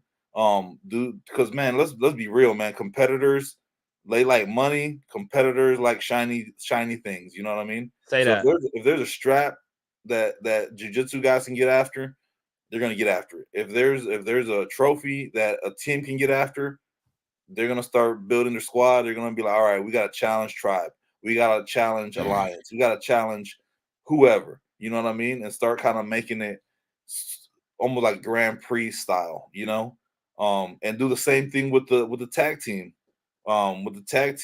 matches. You got, I don't know, Homie and Home B. You know what I mean? Yeah. You got two guys that are undefeated or whatever, and everybody's trying to get their squad up so they can challenge them for the strap or whatever. I don't know. It's just some thoughts that I had come up with throughout the day, and I had been talking to Sean, my coach, and he came up with some ideas too, and I think that would be a good start. You know what? I think to that point, I think that is an incredible idea, and I think that would again draw interest. And just even when it comes to Jenna Lee, right? Let's just say Tribe BJJ, they got the belt right now, right? Mm-hmm. On the next promo, it's for the next NFC Jiu-Jitsu show. Tribe BJJ, you go to their gym, they got the belt up there. Yeah, we the quartet champs. Yeah. And then when we go to the other gym, it's like, oh, nah, we coming for that belt. Yeah. And now it's like something that, like, every time you go into a gym, you see pictures of people holding the belt. You see the belt up there. Yeah, we need is it a jiu-jitsu belt? Is it just like actually like a belt, and it has like the NFC like quartet belt? Mm-hmm. You know what I'm saying? Yeah. Or it could just be like a trophy or something. You know what I mean? I don't know. Just something that like bragging rights almost. Because let's be real, man. Like the people that come out to the jiu-jitsu events, the NFC jiu-jitsu events, they're the most. I'd say 90% of the people there are there to support somebody. You know Most what I mean? definitely. And Most then definitely. if you have the more gyms you have represented in an event, the more people you're going to get out there, you know? I And especially if, like, you know, if Tribe is, now that they're the blue purple belt quartet champs, if they're defending their belt, they're gonna be like, hey, y'all gotta cut, like, they're gonna tell everybody in their gym, y'all gotta come out and support. Like, this is a big deal for us. Like, they're trying to dethrone us, and and, now you got, like, you know, I don't know, whatever gym trying to come out here and try to take our spot. You know what I mean? and then hold up, and this just caught me off guard. Love that idea of the quartet championship belt. It allows you to build those characters. Yes. 1,000%. Yes. 1,000%. Gyms are going to send their best 4. Yeah. And you're going to see more gyms competing. You might see an ATT Team Lima in the quartet. You Amen. might see an SBG in the quartet. Amen, you know what I'm saying? baby. Because like now it's Amen. like, and then with the end of the year, you know what I'm saying? With the end Yeah. of the year awards, it's like best men's quartet. You feel me? Like, Mhm. okay, now we got these ideas flowing. I like these. Yeah. David Oblas, where you at? Where you at, Where David? you That's it, man. Again, ladies and gentlemen, Dennis Aguirre There you go. You got joining it. us here on NFC Now. Dennis, man, before we part ways, I got 2 more questions for you. Yeah. We talked about black belts putting it on the line against each other. Mm-hmm. We saw maybe 3 black belt one-on-ones. Mm-hmm. Obviously, some of those guys that were in the quartets were black belts, but when it came to just the 1v1s, I believe that we had 3 matchups, and I'm looking at it right now. It was Jeff Cummings, Octavius Allen, Andre Cunha, Quintavious Marshall, Alex Judas, DJ Wegson. And forgive me if I'm missing anybody else in their belts. I don't know if Pedro and Matt were both black belts. I think they were. I think maybe Pedro was maybe a brown belt. Why do you think some of these guys are not competing against each other? Could be a lot of, we talked about this on Saturday. It could be a lot of different reasons, man. It could be, one, they're too busy running their school. They just got they've competed a lot at their younger years, and they're kind of past that point in their life. They might be competing a lot, or they might have competed a lot in the past, and now they're just trying to build their school. It could be they don't want to go out there and risk it because of it might damage their reputation. They might have, and in this community, a lot of it has to do with reputation. A lot of people, I mean, I train at SBG, but I know a lot of people have come to SBG and they say, oh yeah, that's where Conor McGregor trains. Well, yeah, I guess technically he trains at SBG Ireland, but he doesn't train at SBG Buford, or a lot of people go to Atos because they associate Atos with Andre Galvao, or Lima. A lot of people go to ATT Lima because they associate it with the Lima brothers, and a lot of those guys don't want to. And I'm not talking about any of these guys. I'm not trying to throw shade or anybody, but I'm saying a lot of black belts would rather not put their reputation on the line because they know that it could damage them in a financial standpoint, because it could, one, ruin their reputation. 2, people can choose to go to other gyms because maybe they might think, oh wait, yeah, this is the guy that just lost at the NFC event. He can't be that great. Let's go to this other guy's gym. He just beat him. You know what I mean?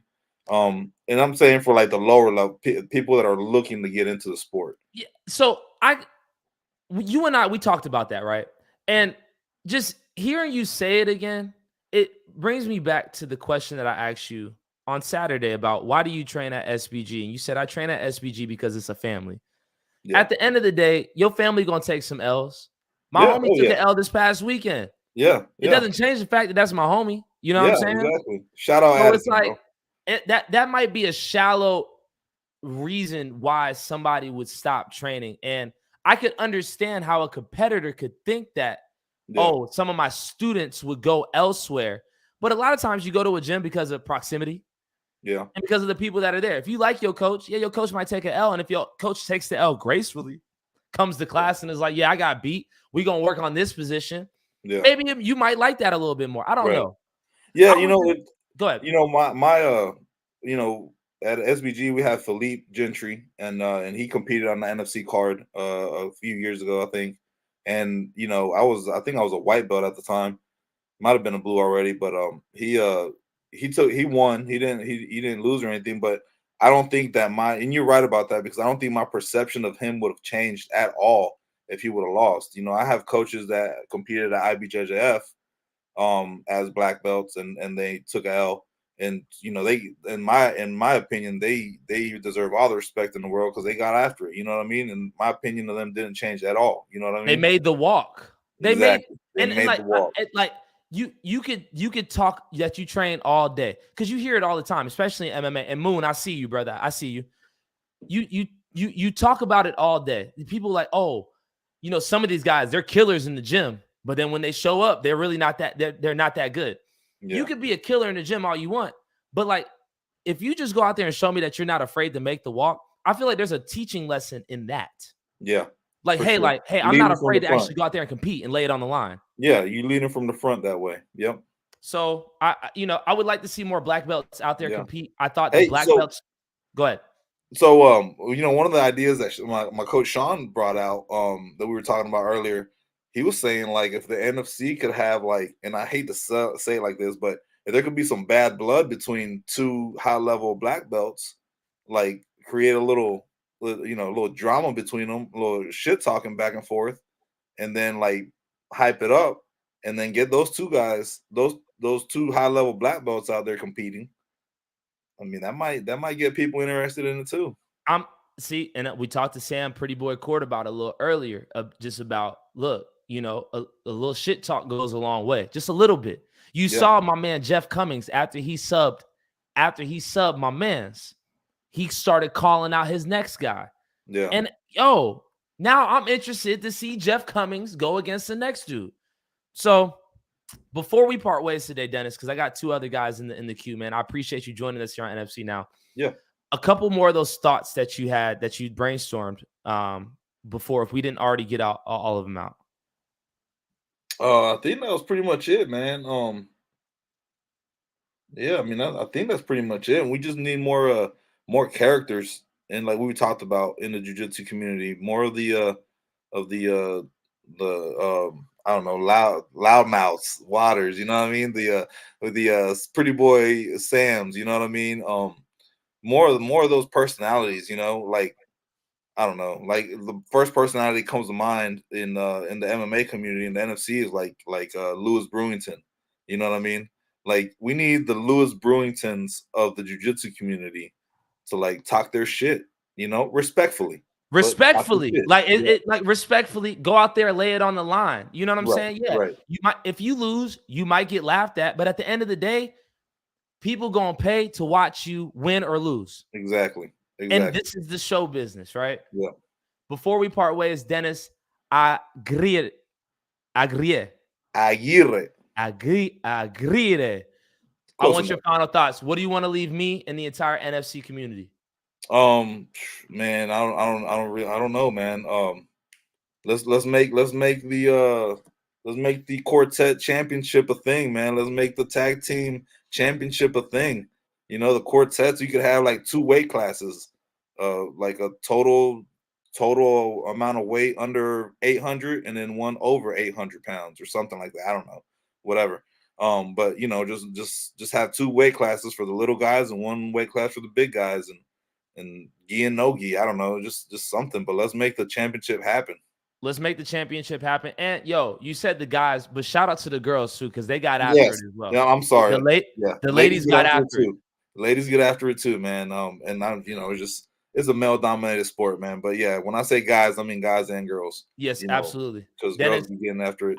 Dennis Aguirre. Close enough, brother. Damn it, man. It's all love. Thank you for joining us. Look forward to talking with you next time, man. And ladies and gentlemen, y'all make sure you show Dennis love, because there's no he the one that's posting you after you get your dub here in the NFC. Much love, brother. See you, brother. Thanks for having me. Indeed. Ladies and gentlemen, again, this is NFC Hold up. Let me make sure we good. We good. We Hey, good. there you go. I'm back. Oh, word. Back like you never left. My That's bad, brother. it, You baby. hold up. That's Let me get you up out of here. All right. You know, most of the time, my man David is running the technical side of the broadcast. But ladies and gentlemen, welcome to NFC Now, show number 22. I'm Julian Virgin. Just got through talking to Dennis Aguirre. Hopefully, I'm saying his name right. I'm sure I'm butchering it. But we appreciate you joining us, man. We just did our NFC Jiu-Jitsu 12 recap. We talked to my man Sam Pretty Boy Accord a little bit earlier. Coming up next after the break, we're gonna go to a quick break real quick. But coming up after the break, we're gonna have our guy Moon Cosme. I'm saying it right? Moon Cosme come and talk to us about his victory in the UFL, the United Fight League, this past weekend.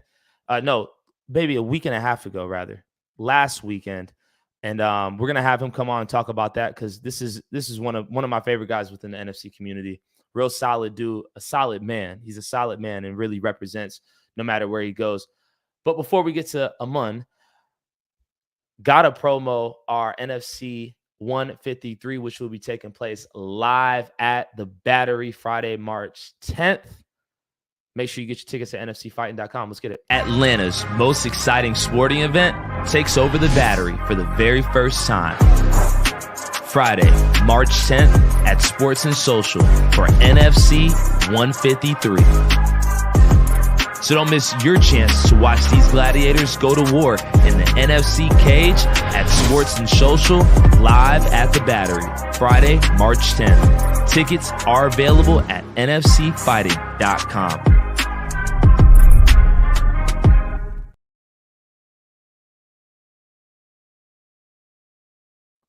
Voila, promo done by the one and only Jenna Lee. Flatline Cinema, you know the vibes. Make sure you get your tickets at NFCfighting.com. That is Friday, March 10th. Our main event will be Mad Mike Wilson versus Devontae the Grinder Sewell, somebody who has fought and defeated Mad Mike Wilson. I'm sure that's not good promo for Mike, but hey, somebody that has fought, stepped in the cage, and got a dub over Mad Mike Wilson. Ladies and gentlemen, we'd like to introduce you to Amun Moon Cosme. Amun. What's up, brother? How you doing? Man, I'm maintaining, man. Happy Monday, bro. Thank you for joining us here on NFC Now. Oh, thank you for having me, man. Yo, it's always great talking with you, bro. Last time we spoke, it was off of a difficult defeat, man. It was a first-round defeat at Icon FC.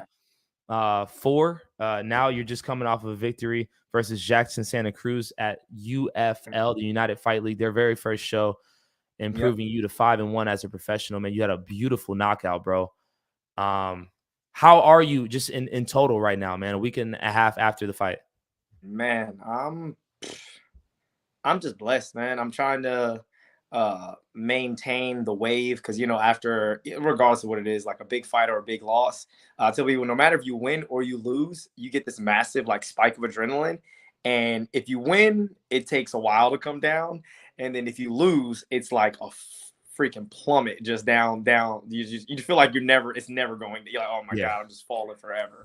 So I feel great. I've learned a lot about myself and life over the past like year and a half, and the evolution of Moon is definitely allowing me to ride the wave and not force things. And that's kind of like a testament to my last performance. Was like, hey man, like don't force anything.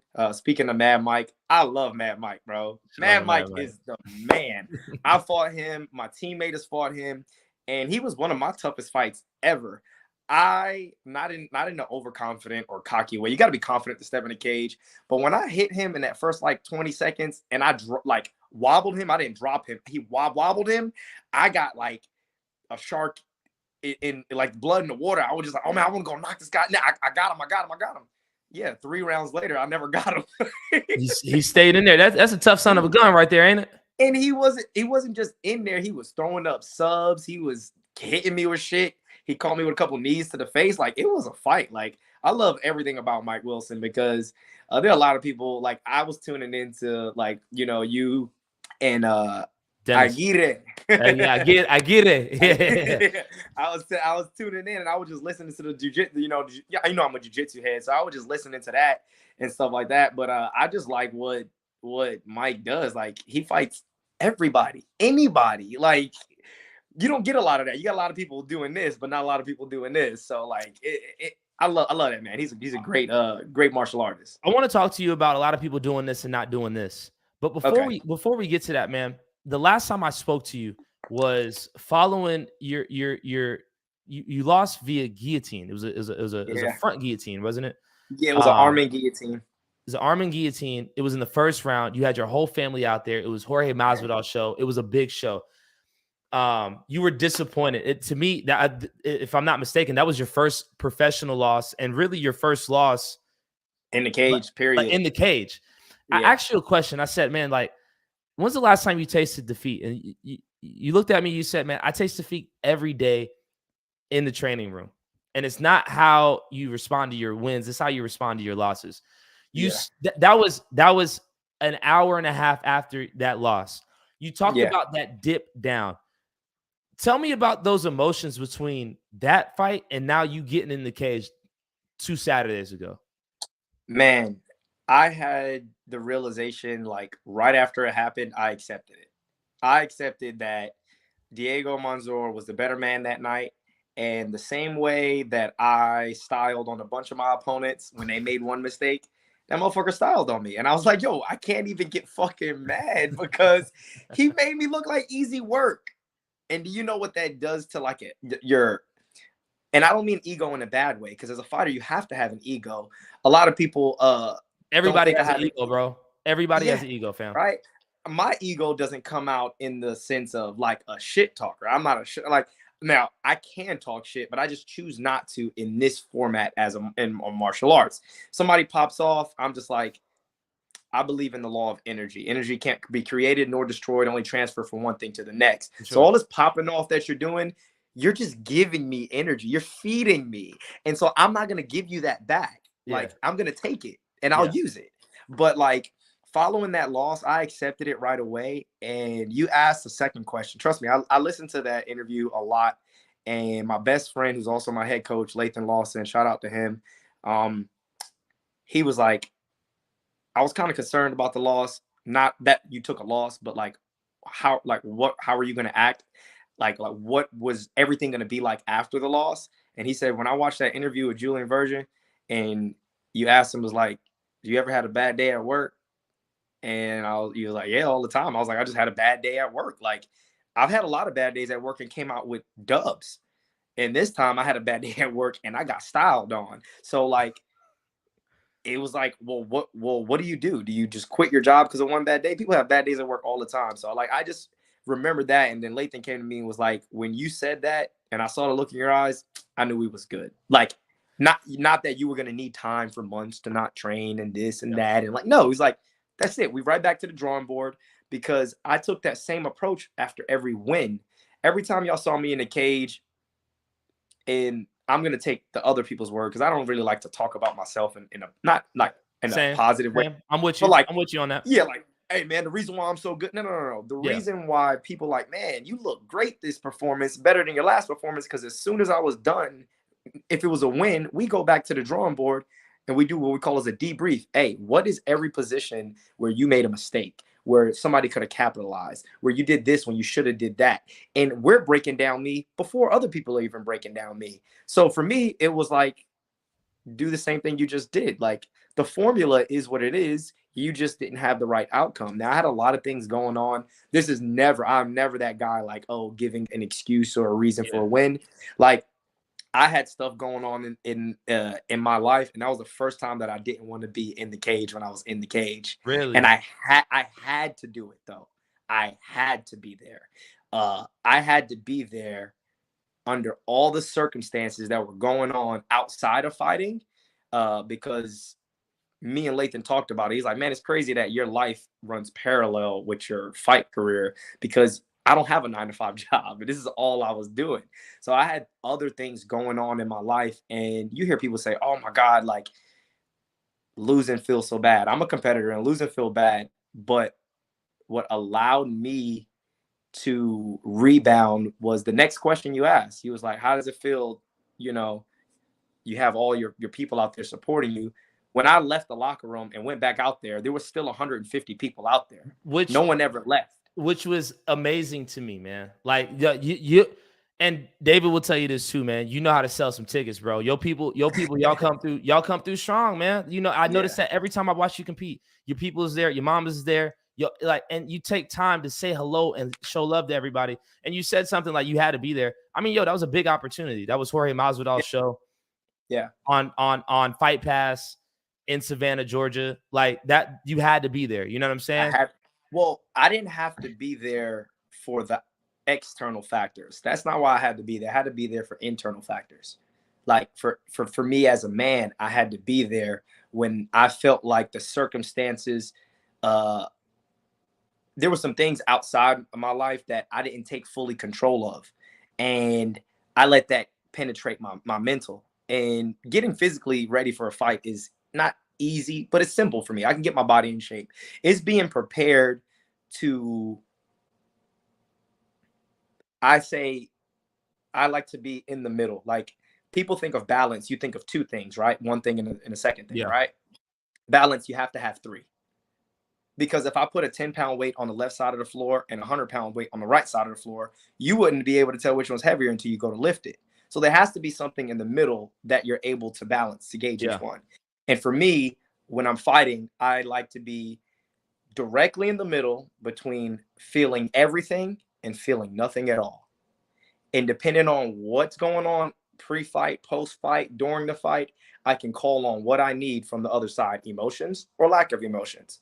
When I'm fighting that other person on the other side of the ring, they're just an empty vessel. And I don't mean that in a bad way, but I'm like, I want to detach this person from their body. It sounds violent, but that's what it is. Indeed. Like this guy wants to separate me from my consciousness, like in front of a lot of people. Literally. So you have to be willing to do the same thing.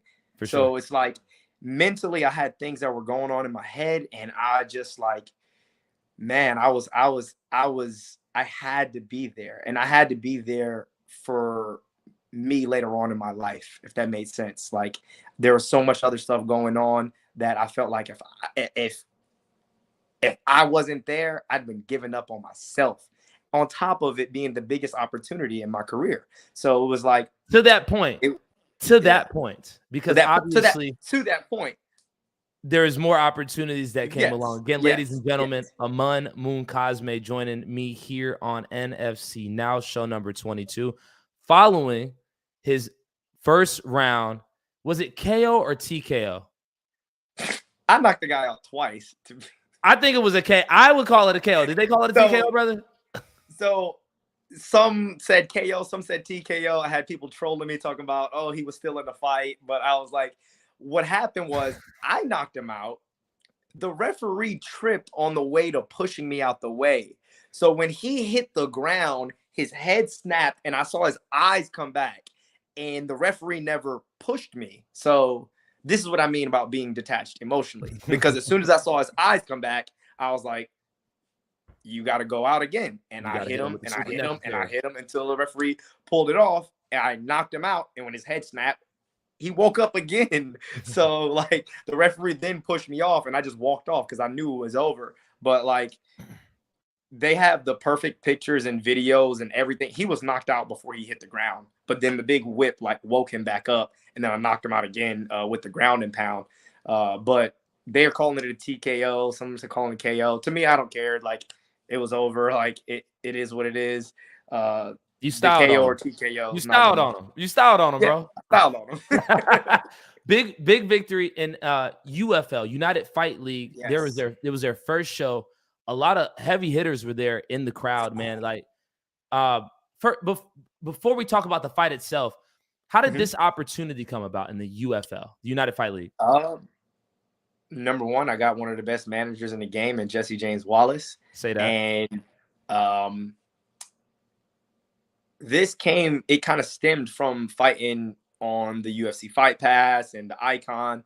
A couple of the staff members that were on the Icon or whatever, I guess they're working with UFL. Because, all right, so I had the fight in March of last year where I got the armbar victory down in Miami, right? Now, there were 2 cards.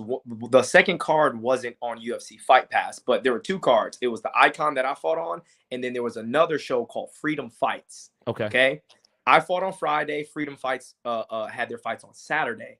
I was originally scheduled to fight on Freedom Fights, but my opponent dropped out 3 weeks before the fight, and they didn't have another guy in the weight class that I could fight. And I was like, well, I'm 3 weeks away. I'm like already like starting to slim down. Like, what's going on? They switched me to Friday to the Icon show because they had another 35er, and it was like, hey, it's short notice. Y'all could just do a catch weight at 40. I said, bet. He's 35, I'm 35. We could just meet at 40. So we did that. I was actually supposed to fight on Freedom Fights. And then the people who run Freedom Fights are Tito Ortiz, Rampage Jackson, Frank Mir. So I saw all of them down there, and I was supposed to fight on that card, but they came and watched the fights in Icon the day before. So they already saw me fight in person for Icon. I had about 4 different offers for fights in February and March and April, like all together. So my manager's like, hey, these are the offers we got, but UFL is offering some crazy stuff.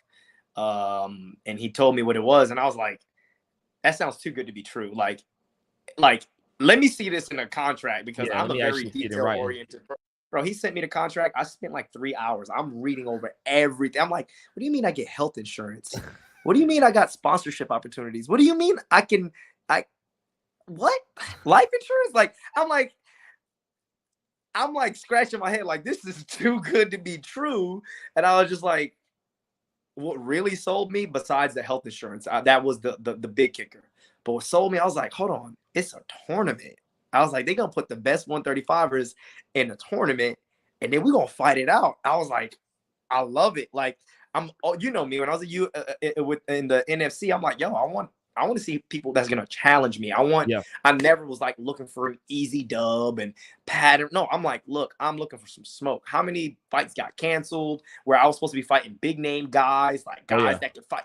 And it just didn't happen based off the circumstances. But I'm just like, I never was like shying away from anything. So when I heard it was a tournament, I'm like, hold on. And these are all 135ers, and they got backups, and they got this, and they got that. I was like, yo, say less. I'm covered. Insurance.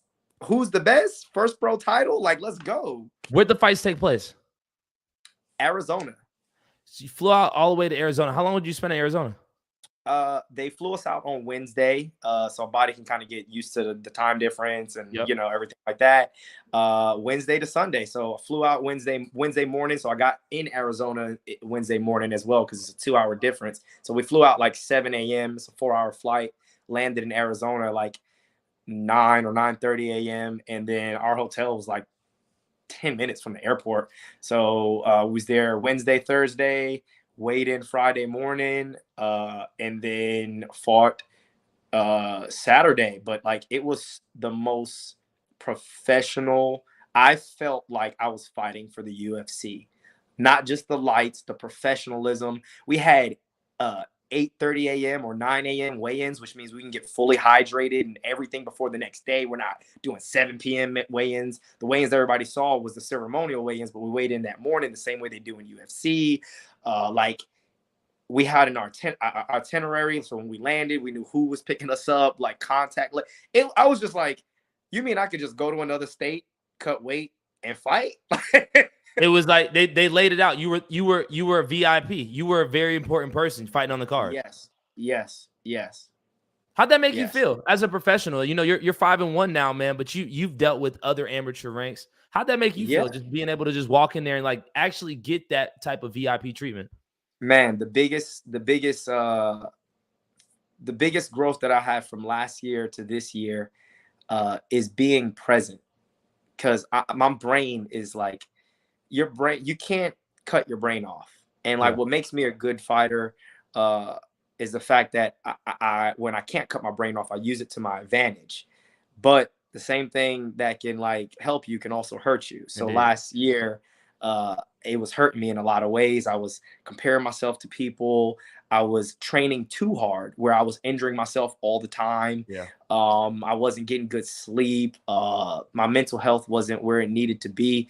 And it was kind of being my own demon. I was like fighting my own demons, and I was just looking in the mirror. I just didn't like what I saw. It was crazy, this massive parallel. And this happened before the loss. This is the crazy part about it. Like, I had this crazy shift in things that were going on in my life, and it was like, fuck. So when I was there, you know, me and Lathan did a lot of work together, and he's not just my head coach, but he's my best friend. He's my main training partner. So he knows me. He knows me. Like me, not like just me that's out there fighting. He knows what makes me tick in real life, and this and that and the third. And we just really practice being present, like right here. The past is gone. The future's not here. Being present. And every day we was in Arizona, I made it my job. And he kept reminding me, hey, just take this shit in. Fuck the fight. The fight's, it's Wednesday. Fight's not till Saturday. Like, yo, just take this in. So every morning I went on a morning walk. I just walked around. I just enjoyed the scenery. I enjoyed the people. I just talked to random people. I just was like, enjoy the moment. Be right here, right now. Because when you're fighting, if you're thinking about the past, you're going to get messed up. If you're thinking about the future, you're going to get messed up. And that was the biggest thing I took away from my L. And it took that loss. And for me to read, I'm reading this book right now, and it put everything into perspective. And winning is the only goal, not the only goal, but everybody wants to win, right? So it's a very easy thing to say. I don't care if we was playing cards, we were playing football, whatever. People want to win. Winning is the only goal that doesn't require winning to be the focus. So, for instance, if you want to win a football game, you got to score a lot of touchdowns, right? Right. So touchdowns should be what you focus on, right? Right. Wrong. The football field is 100 yards. If you make your focus to gain positive yards every play, you'll run out of field. You're going to score a touchdown. Facts. But if you think I got to go score a touchdown, there's a lot of mistakes across that 100-yard field. So literally, I had people like texting me, man, I know your goal is to go out there to Arizona and get a win. And I would text them back, and I'm like, my goal is to go out to Arizona and do my job and represent my family and friends that support me. Never said one time I want to go out to get a W. People like, yo, you ready to go get that dub? I'm like, I'm ready to go do my job. And if I do my job, winning will be a result of doing my job. We had a game plan. I got one of the goats. So I got a stable of goats, but one of the goats as my coach, and Cole Miller. We did our film study day to put the game plan together for this guy. And we were supposed to meet at like 1 p.m. This was like 4 or 5 weeks before the fight. We were supposed to meet at 1 p.m. He got there a little early. We walk in at 1, and he's already got the whole game plan. Like, we go with all the coaches there so we all could see and break stuff down, see what I see what they see. And then we go in, and he's already got the whole game plan. He's like, oh, hey, this is what you're strong at. This is where he's weak at. This is where he's strong at. This is where you're weak at. This beats this. This beats this. This beats this. So what do you think your game plan will be? I said, well, like this, that. And the 30 said, cool. What are you going to do when you strike? This, that. He said, all right, cool. Let's watch film. He literally gave me the key. I just went and unlocked the door. Indeed. Again, ladies and gentlemen, Amun Munkazme joining me here on NFC Now, show number 22, following his first round.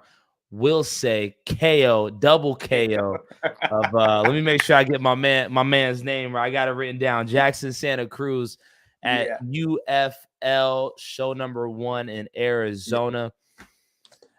My dad's watching right now. He said, gotta get out of bed winning. And as you say, today's a great day to be alive. It's even a better day to be great. It's a good day to be alive, better day to be great. There we go.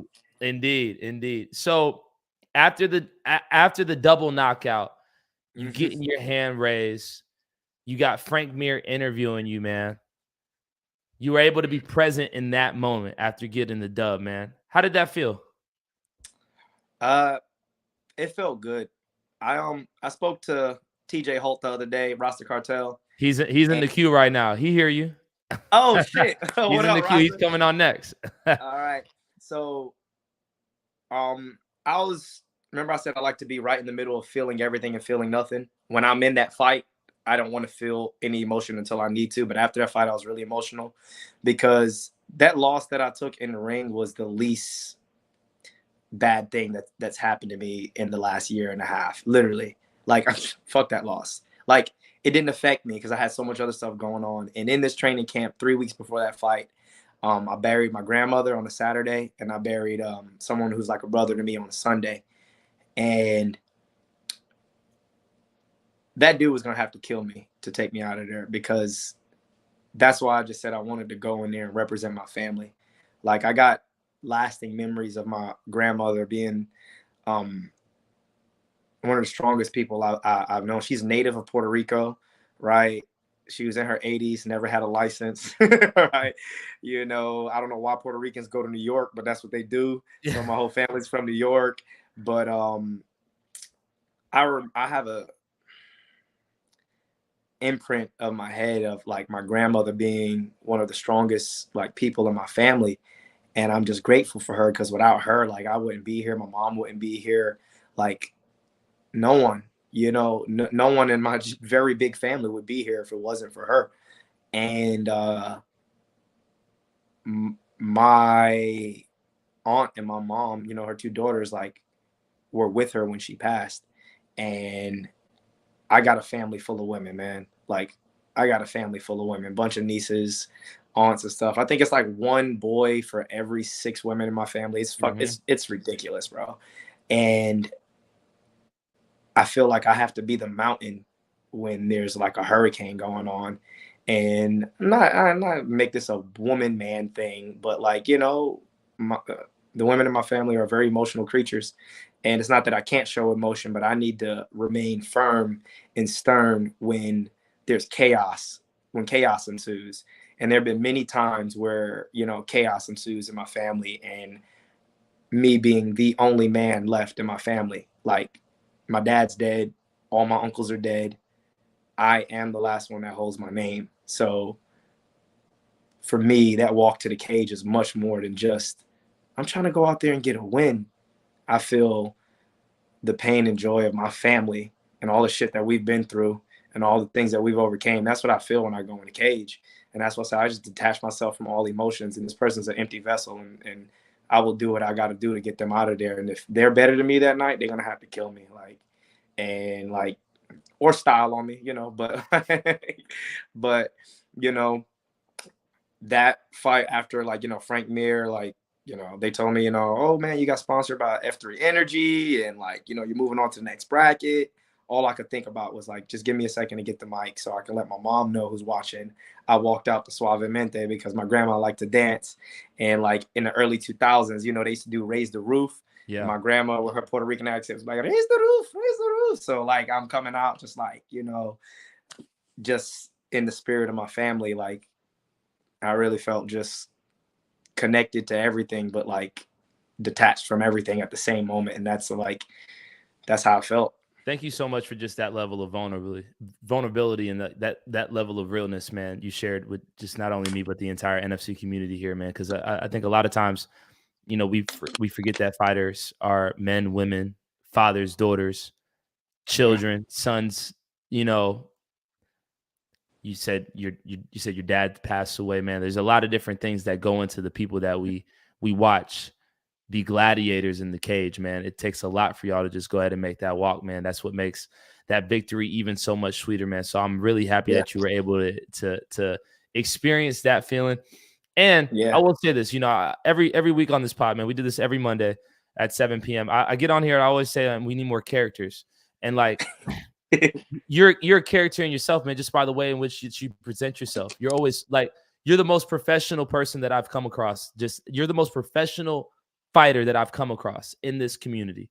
There's a lot of great fighters, and everybody has their different strengths or weaknesses, but just the way in which that you carry yourself inside, outside the cage, on social, the way that you represent not only your family, but your sponsors, your teammates, like, it comes across so clear, man. And like, you're in the lane of your own.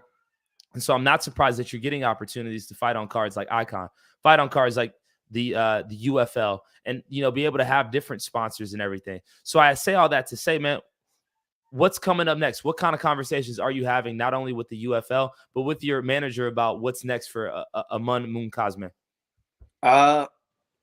like I said, over the past year and a half, I've really been doing my best on like to be present, to not look so far in the future where like I'll miss those steps, like I'll bypass some details, and not so much focus on the past because it's gone. I think of the past as it's a good place to reflect, but maybe not the best place to visit, because I visited the past sometimes, and sometimes it's hard to get out. All For right, sure. but what's next for me is I entered a tournament. So ain't nothing on the schedule until I bang, fisticuffs with the rest of the 35ers in this tournament. And I got a first round knockout, TKO, whatever you want to call it, and I'll be fighting a guy. I got to remember how to say his name because he's from Armenia. He got a third round knockout. He was losing his fight, came out in the third round and started putting the pressure on this dude, knocked him out twice too. Caught him once, clipped, the dude hit the ground, popped right back up, caught him again. Dropped him. So me and him, we faced off, we locked eyes, we dapped up, kind of had that mutual respect for we know what's about to happen. And that's what's officially what's next. I already talked to my manager, like after this fight, then we can talk about the next fight, because the winner is going to have opportunity to be the first 135 champ. And I'm like, the amateur titles is all right, but I want that pro strap, man. For I want sure. that pro strap. You deserve it, man. You've been putting in the work. I mean, Amun, you're 30, 31? 31. 31. You're in your athletic prime right now, man. Like, this is the time for you to like really go after it, man. And I know this is NFC now. However, we are rooting for you in full, because you not only represent us and your local community and your community in Macon, man. Like, the better you do, the better we do. You know what I'm saying?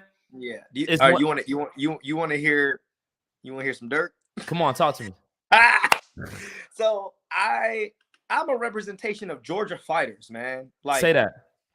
I'm a representation of Georgia fighters. Okay.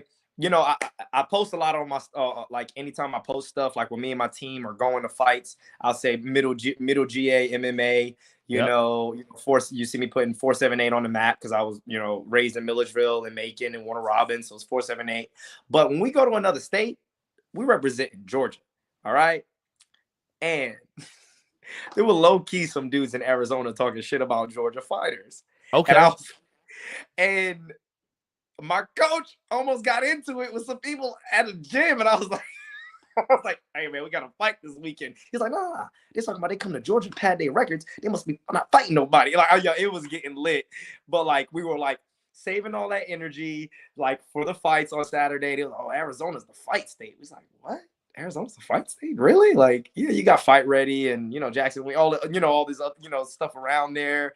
But like, I was just like, they kind of was throwing shade at Georgia fighters, and I was just like, all right, like I needed another chip on my shoulder. I was like, all right, well, I love that you put it like that. That like you are representing Georgia MMA. You are. Yeah. You really are, because when you go to these other out of town promotions and everything, you are representing where you're from. That's what the announcer is going to say. They're going to say where you're from, and that represents where you came from. Now, to that point, and I got my man TJ Rasta Cartel in the queue.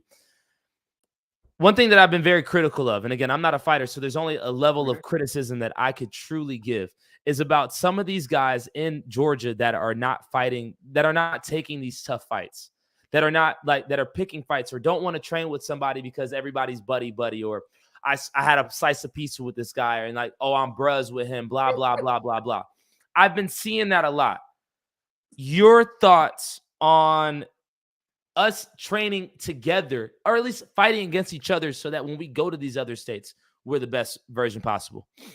Look, man, that was part of the reason why I stopped coming like a long time ago when I was an amateur to the open sparring at X3, because I had all these other guys in my weight class like I was sparring with, because I'm like, hey, there's not a lot of 135 body types around where I'm from. There was like 2 or 3. Chase Boutwell, who is my main training partner, went down to Coconut Creek, ATT Coconut Creek. So he moved down to Florida, and I'm like, well, I don't really have other 135ers. I got to train with 70s and 55ers. Like, and this is not their weight. That's what they cut down to. So like I'm walking around at 55.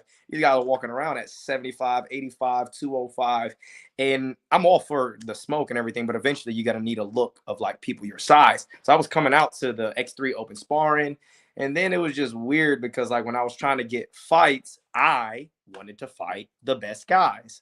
I, as much character as I have, I am very petty. I go online, I hit Tapology up. I'm like, oh, these are the top 20 135ers, and I'm not even in the list. I gotta fight these guys on the way to the top. So when I saw these guys in the gym, I'm just thinking like, it was open sparring, it's training. This is not what you're doing in a fight. So like, you don't really know me. I really don't know you. So like, you know, we're in there getting sparring rounds. And if you don't want to spar with me, there are literally 30 other people on the mat you can go spar with. But it started to get weird. It was like people just kind of watching me.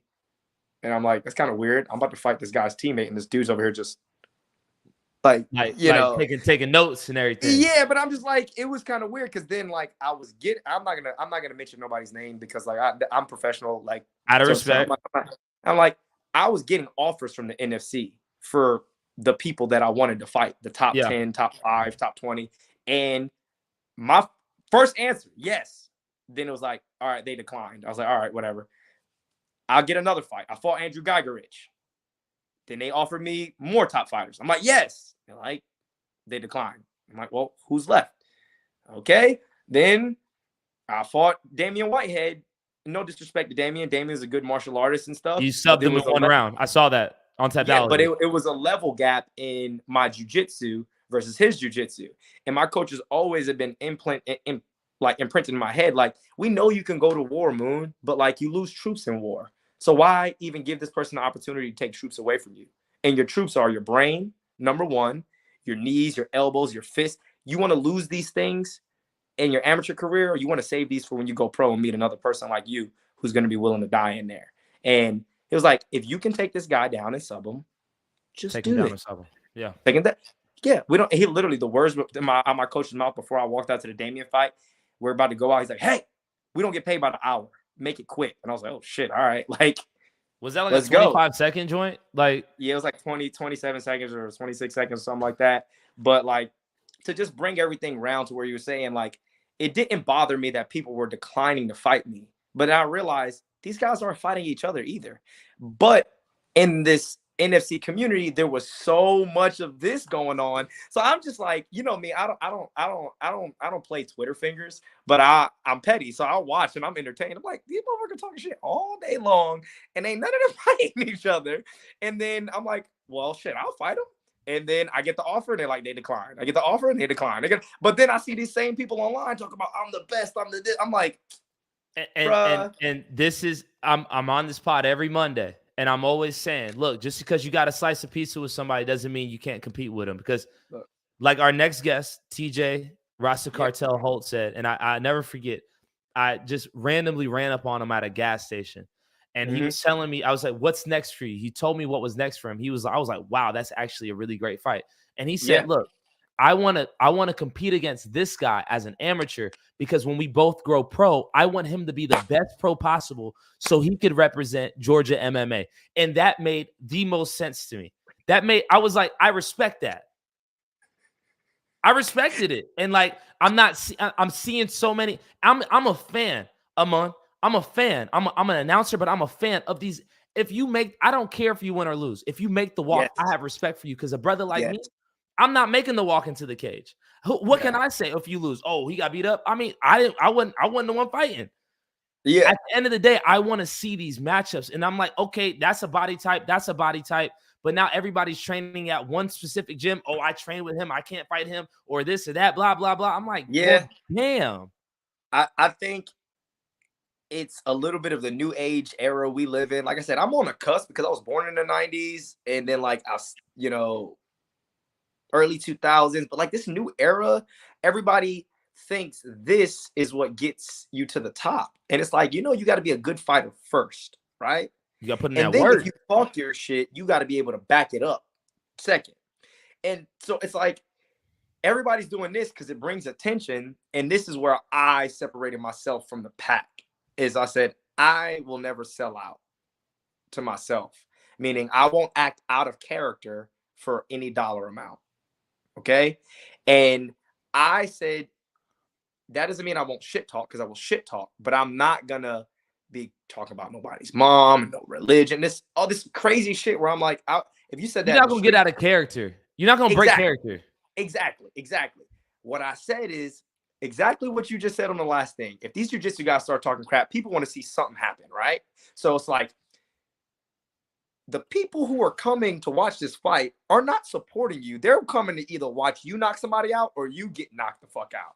So I thought of the opposite. I said, why do I want people to want to watch me get knocked out? Maybe that's just cool. But how about the people that want to see me succeed? Why don't I build a relationship and a connection with them? And then now I'll have supporters. So then when I took my first L, and there was 150 people out there. And they all went out to eat with me afterwards. And I didn't interview the guy that beat you. I interviewed you. You know what I'm saying? Yeah. I want to talk to you. Because we're invested. I mean, this is like again, characters. I'm invested into Amun.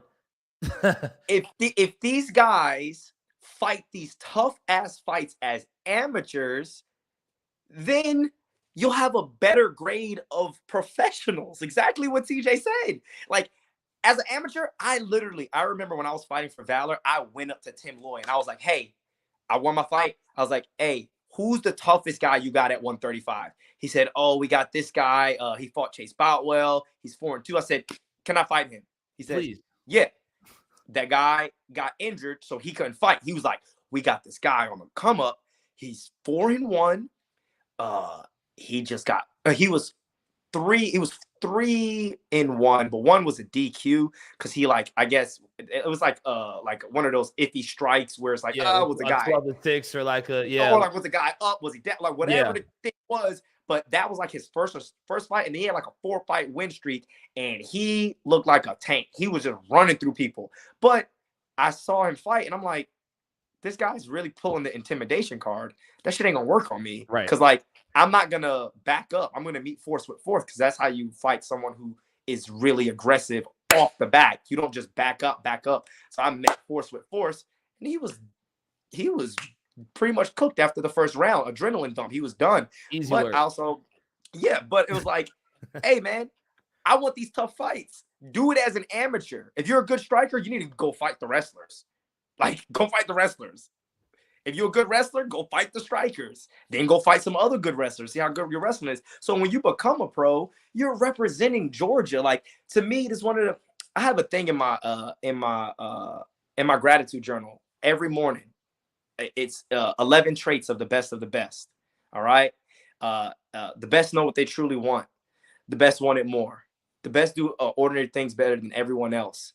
The best zoom focus. The best overcome their fears. The best leave a legacy. The best it's like 3 or 4 more, but I used to know it by heart. I'm following you.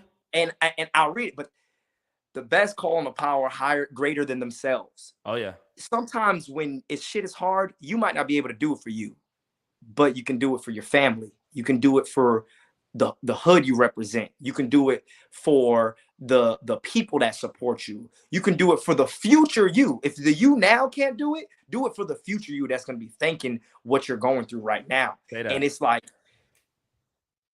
be a good representation. You could talk your shit, but be a good representation of Georgia MMA. You want these other states clowning us, talking about they coming to Georgia because you ain't fighting nobody as an Ammy.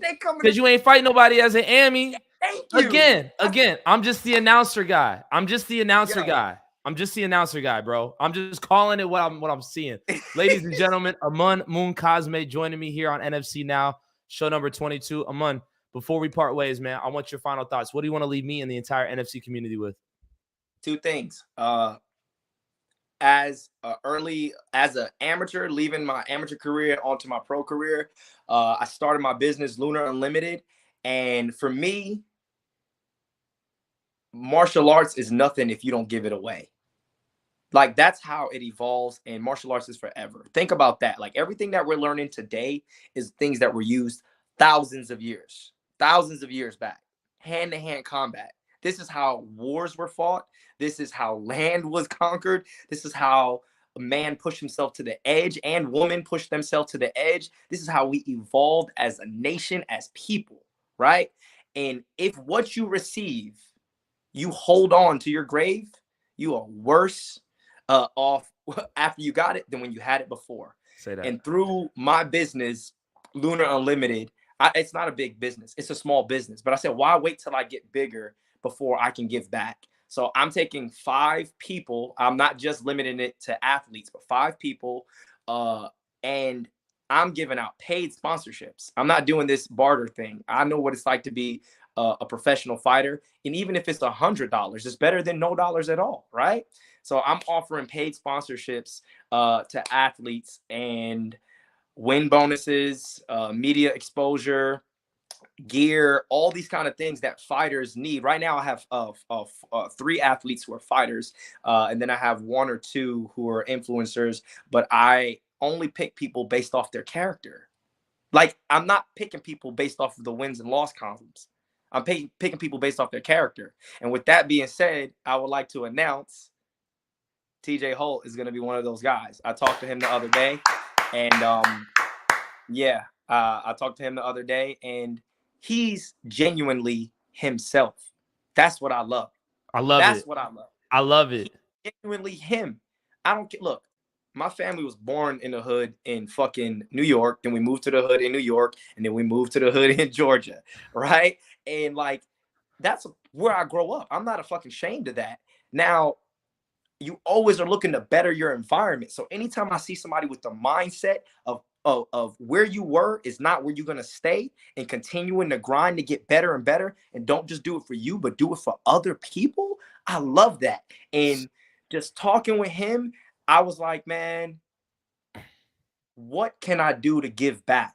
And I'm like, well, shit, there's a couple things I know how to do. I know how to market myself. I know how to build a business because I'm a businessman. I've built businesses before. I know how to take something from an infant stage to an adolescent stage. So let me do this for other people. I helped Walla. He asked me about my ticket sale and this, that, and the third. And he was one of the only people who, you know how many people ask me how you sell so many tickets, but nobody ever reached out after I gave them a little information. Like, no one else said anything.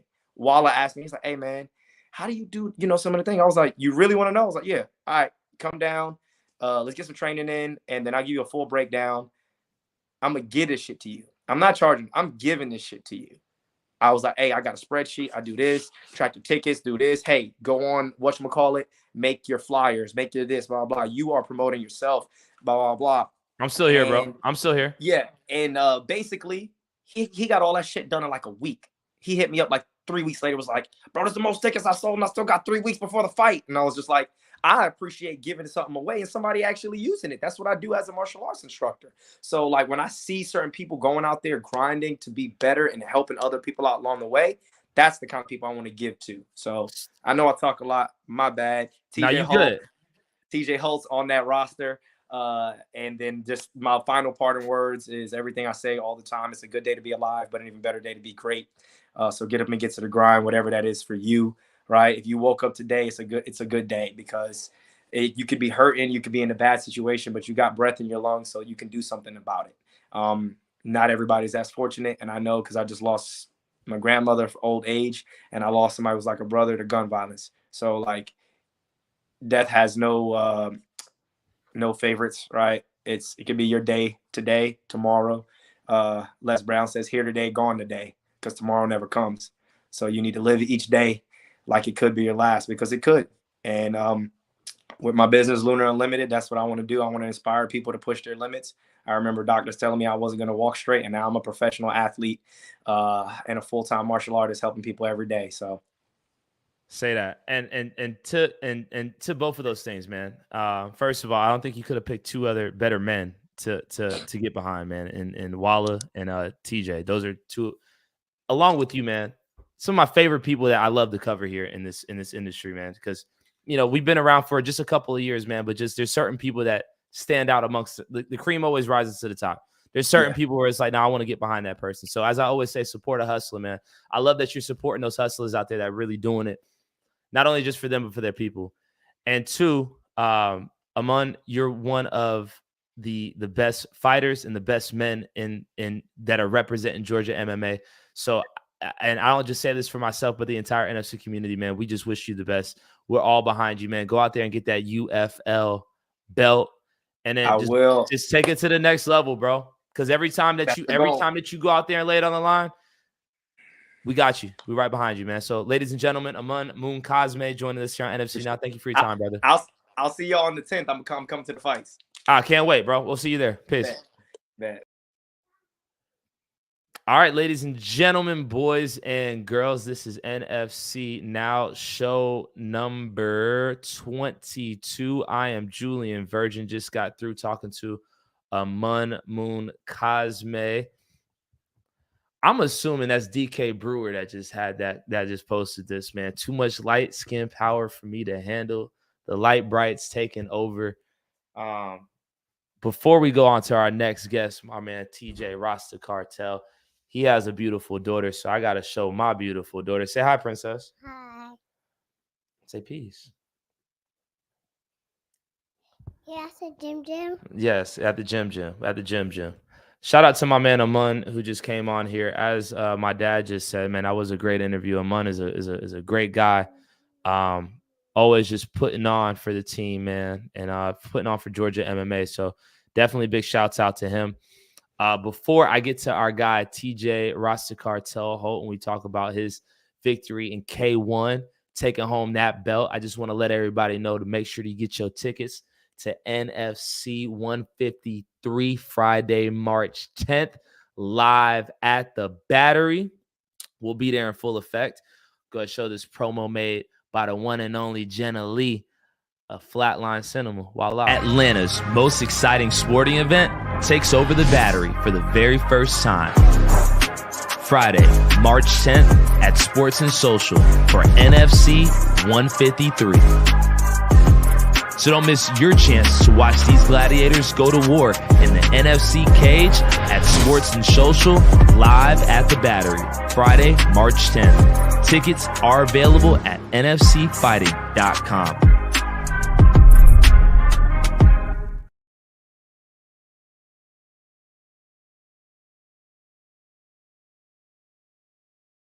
At nfcfighting.com.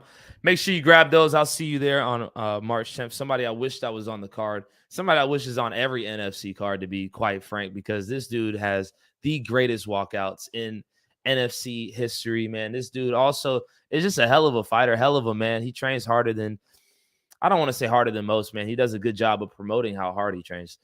I can't speak on everybody else's training habits, but I know this man is dedicated to what he's doing.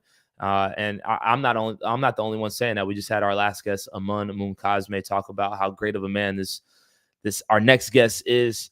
Ladies and gentlemen, I'd like to introduce to you the NFC Muay Thai 145 champion, the K1 Southeast champion, and the I don't want to say, it's not Combat Night. What's Warren Smith's promotion?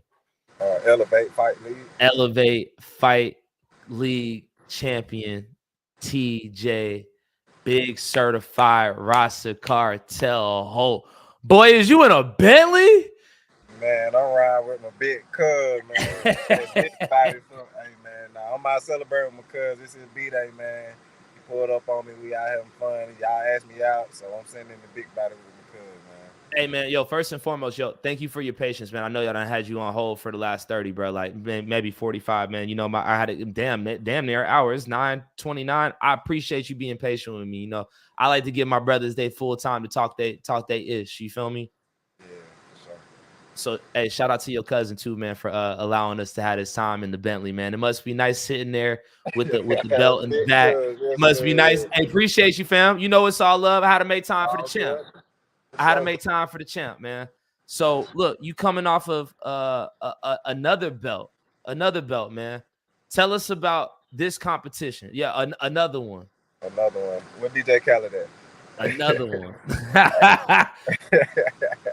All right, what's up? I forgot what you said. Nah, I was just saying, man. Yo, you. I don't even know who you fought, man, but you beat him up because because in the comments you said It's me versus homie. And I was like, damn, and homie don't even have a name. He got to get my respect. Hey Now man, yeah. you put homie out. Tell me about the fight, bro. Hey man, yeah. Like I said, he did get my respect. Like I said, his name KJ Franklin. Everybody can go check his page out, check his workout, and he won. I was like, I actually looked at his stuff. Like that was one of the few fighters where I actually looked at a few of his fights because I don't usually do that. And he was solid. I'm mad I looked at it because, like, I mean, I'm not because it made me go like, okay, I'm finding a real one. You feel me? So, like, I went in there on my game plan, but it was a tough fight. He was a tough dude. It took me 4 rounds to break him down. And hey man, it's another one. It's another one. Yo, so I'm still waiting on the fight clips to be posted. I don't know if they've been posted just yet, man. But from what I saw you walking out the ring, and I also saw you inside the ring, daring my man KJ to get up, man.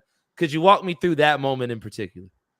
Man, okay, so the shot I hit him with, I ain't even think he was gonna drop. I actually backed up, and when I backed up, he walked forward and dropped down. When he dropped down, I was like, okay, yeah, it's more than what I thought it was.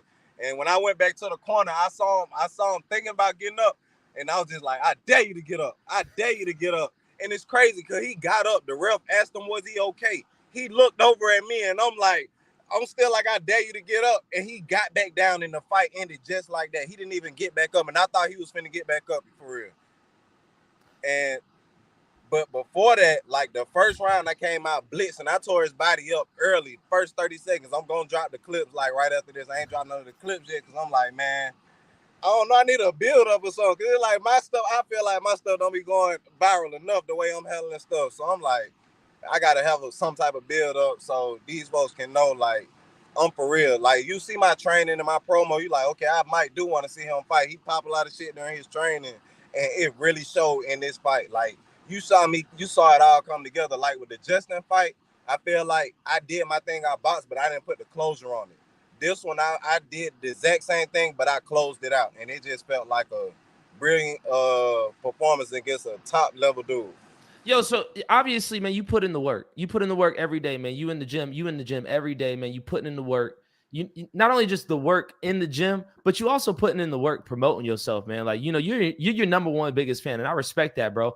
How would you say you've evolved between you getting that elevate belt versus this fight? You said you put it all together, man. Like, how sway, Jack? All right, like the elevate fight, MMA fight, that one, it was a tough fight too. The dude Dylan Booker I fought. It was my first Alabama black guy. pack. Alabama pack. I definitely had to roll him up, but it hit first. It hit first. It one of them was, it was one of them. So he, like I said, it was my first time actually getting a black eye in the fight. Like, he caught me with a check hook in the first round, and I went blind in my right eye. I know I posted the pictures and stuff in my eye the next day. Like, my shit was gone. Like, I couldn't see out my right eye in the first round, but I had hurt him first, so he couldn't capitalize on it. Like, I ain't even dropped the full clips from that fight, but like, I just be dropping like clips of the knockout, which is cool because, like, you know, I don't want too many people studying me, which I don't care anyway because I'm better than my last fight always. Say that. But it's like sometimes I do feel like I'm selling myself short by not showing the full performances that I'm putting on for real. Because like the clips that I show don't do justice to how great these fights really be. I hear that. So how were you able to put it all together against KJ? Like I said, me and I worked a lot with CJ this camp. That's my dude at Bangkok. Walt before he left. Shout out to Walt. Shout out to Walt, man. Big shout out to Walt. I worked a lot with him. I got to work with him before he went to Thailand, and I was ready for kicks because KJ was kicking the shit out of me. Like, he was kicking the shit out of me. My legs still a little swole, but I'm used to Walt kicking the shit out of me every day, and I just know I got to come back with punches. And it was punches versus kicks, and I outlasted him. That's all it was. Like, we was going blow for blow, and he was catching me, I was catching him, and he folded before I did. And that's how that fight ended for real. I've asked you this before, man, but I want to just double back, man. What's your why? I mean, when I come from, you feel me? Like, I can't say it enough. I come from Section 8 housing, man. My mama did it as a single parent. She raised me, got me through school. You know, I didn't make it to college. I'm working a job. I feel like it wasn't enough. Let me try fighting. Fighting led me here. why stop? I mean, I don't like. It's like sometimes it's just like God ordered these steps because I don't even know. Like I just been doing what the universe tell me to do, and this one I'm at with it for real. Like you can't even explain it no better than that. TJ, how old are you now?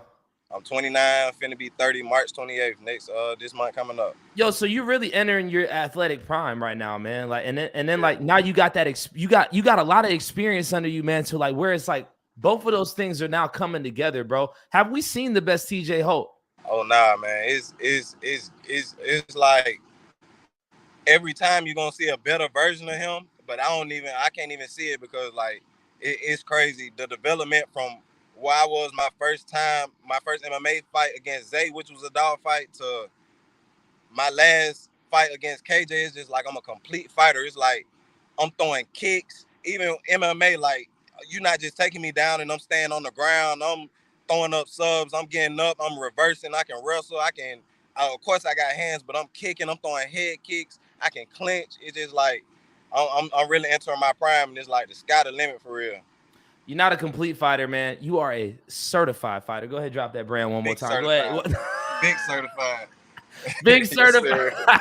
Big certified fighter, ladies and gentlemen. TJ Rasta Cartel, big certified Holt, joining us here on NFC now, following his K1 championship belt victory versus KJ, rolling up that KJ pack this week, all week, as we celebrate in the Maybach. You know what I'm saying? Yes, sir. Yes, sir. TJ.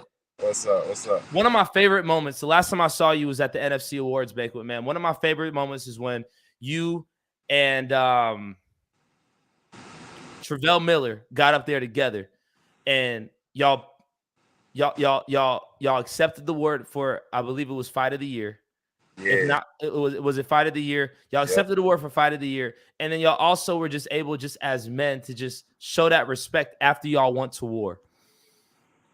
I respect it because of that conversation I just previously alluded to when Amun was on about the way that you told me at that gas station, like, look, I want to fight Travell because he's the big dog in the yard right now. I want to fight him because I want to see where my skills is at, because I want him and I want myself to be the best professionals as we move forward, man.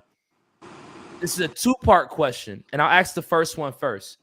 Your thoughts about Travell and a possible rematch, and just that moment that y'all shared at the NFC Awards. Like I said at the awards, I would give him that rematch because when, like I said, he was, ranked top. I think he had the belt at the time. He accepted it, and I feel like I'm a real one, so I got to do the same. When he asked for that rematch, I'm like, okay, that's cool. We settle the tie. Shit, if you feel like you can run it back, why not? So I feel like since the roles done reversed, I definitely accept that rematch. I respect it. My second question, something that I talk about on this pod all the time, is that there's been a lot of cross training and a lot of people that are not taking fights within the community because of, maybe I've trained with this person one time, I haven't trained with this person. I thought the way that you explained that, hey, I want to fight this person because I want to be the best pro and I want him to be the best pro was an amazing explanation. We're not seeing a lot of fights happen because people are cross training. What are your thoughts on that? I mean, if you amateur, take the best fight they're gonna develop you, and them the toughest fights. If you pro, I mean, you got to know what you're trying to do. If you're trying to fight somebody you training with locally as a pro, maybe it's beef or something there. But like if it's gonna help you rank up and y'all gotta fight each other because y'all the best and one of y'all gonna rank up, then you gotta do what you gotta do.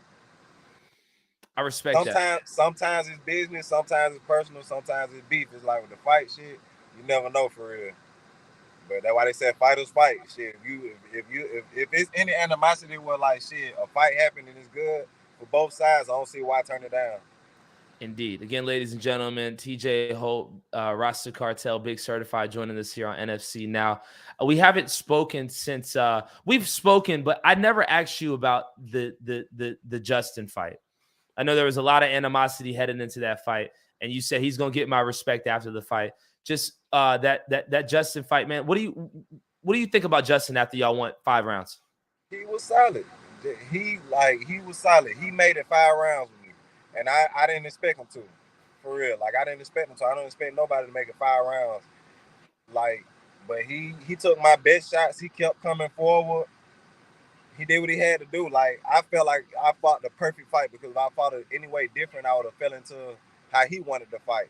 So, and that was one step of me. And like I said, after that fight, I went back like, dang, I really probably should have not let it go 5 rounds. And that's how I just fought KJ. I fought KJ kind of the same how I fought Justin, but more aggressive. Like, nah, you finna take some shots before I even try to box you. Yeah. Type Yeah. shit. And it was like Justin, me and my camp, I ain't never did a 5-round fight. So I was like, I want to go to 4-5. So I wasn't really fighting to end it. Which is KJ. Like, I'm going into South Carolina. They loud for him. Anytime he land a kick, they going crazy. If I land a shot, you don't hear nothing but the shots. But they would sound like firecrackers. They ain't make no noise when they announced your name, bro. It was crickets in that camp. Crickets. You was in enemy territory, cuz. But this why Justin gets so much respect, because he took my best shots and came forward the whole 5. And I tell you what, make it to 5. From my perspective, after Justin went 5 with you, after that whole buildup where the Walt fight fell apart and just the optics of it, after he went 5 with you, I was like, nah, Justin got my respect. I like Justin's chances against anybody. If he can go 5 with Rasta, I like Justin against anybody. I wanted to just hear what you had to say about that. Yeah. He went 5 with me, and I got to give him respect, because I ain't get him out of there. Absolutely. You got 3 belts now in 3 different promotions. Go ahead, show them all. Go ahead, show them. Yeah, talk your shit. Talk it. Yeah, that's yeah. How soon are we going pro? We're looking like the end of this year. Like I said, I wanted to be busy this year, get as much experience as I can, fight some. I really want to get some what I got coming up now, like a wrestler. I want to get some good wrestling looks for MMA, but I'm right where I need to be, because I said this will be my last year amateur, so I know. Probably by the end of this year I'll be turning pro, early next year. Wow. Okay. I'm excited. I'm excited to see that, man. I believe I asked you this question last year when I talked to you. You said at the end of this year. So I mean, we're on a good trajectory again. You got 3 belts. How soon? This is NFC now, show number 22 again, ladies and gentlemen. I'm joined here by TJ Holt. TJ, how soon can we expect to see you back in the NFC cage? Breaking news, man. Breaking news. All right, man. Jesse just offered me Adele Gladney from ATT Team Lehman, June 2nd. ATL right by the West End at the Monday Night Garage. 5 rounds MMA. Okay. What's going on? Okay. Let me clap it up for that. One time for Jesse. One time for Jesse. One time for Adele. I like Adele. Good dude. It's like in the only, like, MMA wise, it's crazy, because if Travell would have beat him, I probably would have been fighting Travell. But since he just beat Travell and I already beat Travell, it don't make sense to fight Adele. And I got to fight Travell after that. That's cool. You see what I'm saying? But I feel like Adele, he earned that win. Like, that's why they gave me that offer. And I was like, okay, that's a good fight, because he wrestled Travell. He didn't beat Travell. He just wrestled him. Basically, he wrestled him. I watched that fight. You know what you're going to get. You know what you're going up against. You're going up against somebody that wants to wrestle you. Yeah, and that's what I need. But like I said, his best bet was probably last year, before I started taking that wrestling and jiu-jitsu shit serious, because you got to deal with me as a wrestler, jiu-jitsu, and a hitter. So it's like it's like, shit. Hey man, you gonna see what June 2nd, get your ticket. That's all you're gonna have to see, like, cause the evolution is crazy. Like, I want you to come in there and think you finna wrestle me. I want you to think that. I'm excited to see that. I'm excited to see you stop somebody else's takedown and them having that realization, like, oh no, I have to deal with this man on the feet. It's crazy, because I'm glad it's Nima homeboy, because I really wanted Nima, but I couldn't get the rematch. I guess he fight somebody, and I looked up the dude. He ranked higher than me, so I respect that. He find a dude ranked higher than me, and he already beat me, so I respect that. It's cool. It is what it is. I ain't get my rematch, but I still stick to the day he wasn't supposed to beat me. I know what it is. I ain't gonna make no excuses, but like I said, I done went back to the drawing board. So his homie, if he think he finna do that same shit, it ain't gonna go down. I got something for you. Like that. I got a better cup. And I got a good my coach Kopun, he gave me a steel cup from Thailand. It ain't going down like that. None of that wrestling jiu-jitsu shit. I'm ready. Breaking news, TJ Holt Has he accepted the fight? Has Adele Gladney accepted the fight? They said it's confirmed. Jesse said it's confirmed. TJ Holt, Adele Gladney, June 2nd, Monday Night Brewing. I got some more breaking news that I will break once we get you off the line, brother. I know y'all are out celebrating. That's a Bentley, right? It's a Bentley. It's a big Bentley. It's a Bentley. It's a Bentley. I'm gonna let you get back to the Bentley behavior. You know what I'm saying? Y'all got some celebration to do. We got that. We got that. What'd you say his name was? Was his name TJ too? Quell, Big Quell. Big Quell. But I'm talking about the dude that you just fought in Carolina. Oh, KJ. Got that KJ pack to roll up. Yes, Before we part ways, TJ, final thoughts. What do you want to leave me and the entire NFC community with? Man, I just want to say appreciate Jesse, appreciate David for giving me the opportunity. I appreciate you for even asking me coming on here to pop my shit. Man, I appreciate anybody that's rocking with me. I can't even say names right now because it's 2 minutes, so I just want to say appreciate everybody who rocking with your boy, man, because the support will keep me going. I'm going to keep working hard, and I just hope anybody that want to see me succeed is enjoying seeing me go through this process, because just not too long ago I was taking L's, and now I done turned them around. And if you're happy for me, I appreciate you. I appreciate it, man. That's all I got to say. Yo, Bless TJ Holt, certified fighter, Big Rasta certified. Cartel. Yes, sir. Love the music. Love the music video, bro. Oh, the Federales was off the chain, bro. Y'all make sure y'all go ahead and stream that up. Run the views up on YouTube. Hey, on my bad. On Apple Music, you gotta tap in Rasta Cartel, man. Put some stuff on your radio. I got Champ Season on the way, man. Champ Season is on the way. It's my realest piece of work. It's my realest project that's coming out. You get to hear just me doing what I'm doing, man. A young dude made it out the hood, living his life, fine, making money, man. You don't get no better than that. Making music by beating dudes up and I'm walking how I'm talking. Why not? Support a hustler. Support a hustler. I'm on title with it, but you already know what's good. You already know the vibes, bro. Yes, sir. Ooh. TJ, we appreciate you joining us. Hey, man, y'all enjoy yourself, man. Be safe out there, man. You know it's all love, brother. Yes, sir. Peace. Ladies and gentlemen, you already know the vibes, man. That's TJ Rasta Cartel Holt. I'm going to get him up off the line. Let me see real quick. Hold up. Highlights finna drop. Oh, yeah. Highlights finna drop. My bad. I didn't mean to cut you off right there. Highlights are about to drop. That's my man, TJ Holt. Yeah, I'm here for that. I'll clear my calendar, make sure I'm off that night. Let me see what else is y'all talking about. See you June 2nd. Oh, see you June 2nd. I like that energy. That's Adele. That gotta be him. I like that. I'm here for that. I'll clear my calendar, make sure I'm off for that fight. Adele Gladney versus TJ Rasta Cartel Holt, June 2nd, for I believe the NFC's 145-pound MMA title. I am super excited for that fight. Rasta cold, definitely he is cold. Make an NFC song. That would be cool. That would be cool. We could play it on all the promos. I'm sure Jenna Lee would love that. She has put him on a promo before. TJ Rasta Cartel Holt joining us here on NFC Now. Again, big shout out to my man David Oblas for giving me the opportunity to host the pod solo dolo. I know he is recovering from hernia back surgery this morning. He is in good spirits. He's just drugged up, geeked up off them bars. He will be back next week so we can talk some good stuff, man. Been talking a lot this show. This show is at 2 hours and 48 minutes and 41 seconds. Shout out to everybody who is tuned in on all the platforms. We appreciate you for joining us. Continue to drop those comments.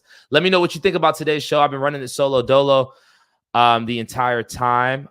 When is Abraham Perez versus Chad Risley? That is March 10th. Make sure you copy your tickets. That's NFC 153. Abraham will be fighting Chad Risley.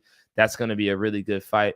I would say don't sleep on Abraham. Abraham is the reigning champ. I know he's very quiet on social media. You see a lot more of Chad, being that he's fighting at that bigger gym, ATT Team Lima. Abraham did beat Chad's primary training partner, Chris Wynn, to gain that belt. Abraham comes with the entire country of Mexico on his back. And if you were at Tannery Road that last time, you saw they was out here in full effect. So, yeah, I wouldn't sleep on Abraham for that fight. That should definitely be a good one. That's going to be taking place on March 10th at the Battery. Make sure you get your tickets, nfcfighting.com. You think the heavyweight fight is going to be good. I actually do think the heavyweight fight is going to be good between Larry Green and I'm forgetting his opponent's name. Forgive me for forgetting his opponent's name. I just know he's very excited about that. Take a sip of what you got in that cup. Yes, sir, Ray Virgin. I will. Shout out to my dad, Ray Virgin, tuning in all the way from Vegas. I love you. I love you, Dad. I love you so much. You said he's 0-6. I did not know that. Michael, did you want that fight? Did you want that fight, Mike? Which one you want to fight? Jakowski's 0-6. I did not know that. But you know what? I kind of don't care. Like when I'm there and I read the record, I'm not gonna say, he has a record of 0 wins, 6 defeats. Now I'm gonna say he's a 6-5 veteran because at the end of the day, he made the walk. And again, as somebody that's sitting here in my nice studio with my mats behind me on my microphone, I'm not making the walk. And so I can't disrespect anybody who does make the walk. Win, lose, or draw, you made the walk. 6 months from now, I'll take it. I really hope you get a fight, bro. And I will say this, Michael. Thank you so much for always tuning into the pod and always caping for getting a heavyweight fight. Shout out to you, brother.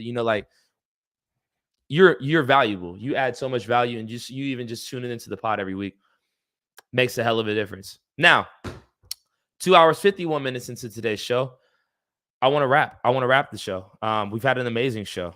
This is NFC Now, show number 22. Again, shout out to David Oblas, who could not make it due to his herniated back surgery. We recapped NFC Jiu-Jitsu show number 12 that happened this past Saturday at District Atlanta. We talked about our highlights, our men's tribe BJJ taking home the men's quartet. The women's quartet winner was Megalodon. They fought Alliance. It was amazing battles. It went down to the very end. We also talked about some of the lowlights. I won't get too much into that. It was still a great show. We talked about ways we can make the show better. That's what we're really on. We want to make any show better, whether that's an MMA show or a jiu-jitsu show. But we really got into that. We had my man Sam Pretty Boy Accord join us first. He was our first guest. Sam's 22 years old. He's incredibly entertaining, man. I don't even want to call him a kid. He's a good guy. You know what I'm saying? I got a lot of respect for Sam. Sam made NFC Jiu-Jitsu 12 better just by his presence. You know what I'm saying? He made the NFC Jiu-Jitsu show better because he had personality. He wasn't afraid to talk a little shit. He wasn't afraid to get out there and just show his personality. And I think, as I always say on the pod, we need more characters. Sam Accord was a character. We talked about his passion for jiu-jitsu and how he plans to turn that passion into a career. And I'm more than confident that Sam Pretty Boy Accord is going to be able to do jiu-jitsu full time and get paid for that because he's an amazing personality and amazing guy. Then I was joined by Dennis Aguirre. He's the NFC social media coordinator. We talked about a lot of different, we talked about his fighting career, him taking on a couple kickboxing matches, what it means to be a part of the NFC and have those front row seats and do social media, him training at SBG. And we also talked about ways we can make NFC Jiu-Jitsu better. He said we should have sub only. No gi is the future of jiu-jitsu. Again, this is his words. He said no gi is the future of jiu-jitsu. Sub only. We should have blue and purple belts if they're going to be one-on-one, 7-minute matches. Black and brown belts, 10-minute matches. And I think his best idea was with these big quartet matches and the tag team matches, we need to have belts. So let's just say Tribe BJJ, they won the men's quartet belt. They won the men's quartet tournament.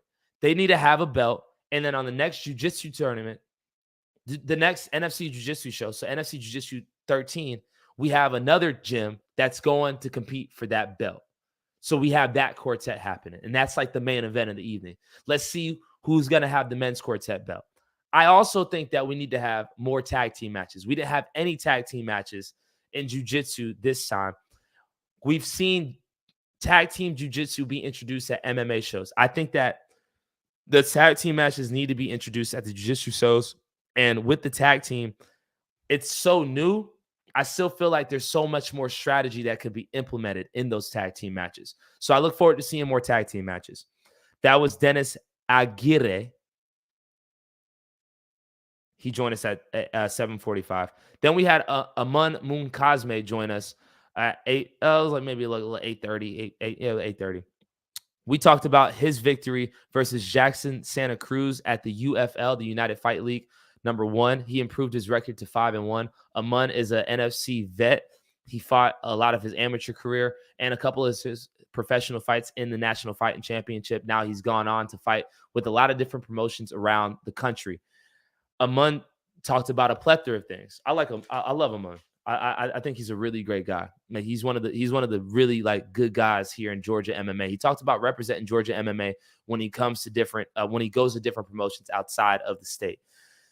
He talked about making sure that these amateurs are taking these amateur fights against each other because the whole goal is for us to be the best so we can represent Georgia MMA. Because it doesn't matter what you do here in your amateur career. We always want other fighters to go on and fight in bigger promotions so that the entire community can get behind and be like, oh, I remember when that guy, I remember when Amun fought at the NFC. I want to see him do well because he's one of us. So that's why I get on here every week and I'm always like, yo, we want to see these fights being made because we want to see these guys fighting each other. So shout out to Amun following his victory. Last time I spoke with him, he was coming off of a defeat. Now he's coming off of a victory. And then our last guy that we talked to was TJ Holt, man. TJ Holt, he's coming off of his K1 championship belt. Now he has 3 belts in 3 different promotions. And again, he's one of those guys that he fights here locally, but he fights here in the NFC, but he also fights in different promotions because he wants to be the best. He's 29 going on 30 in March. He's taking as many fights as he can so he can be the best fighter possible. And every time we see TJ, he's evolved his game to the point where now he's taking on Idel Gladney at NFC 154 June 2nd at Monday Night Brewing. So I look forward to that fight. Before we part ways, I have to drop a big bomb. Breaking news. I wish I had the breaking news music.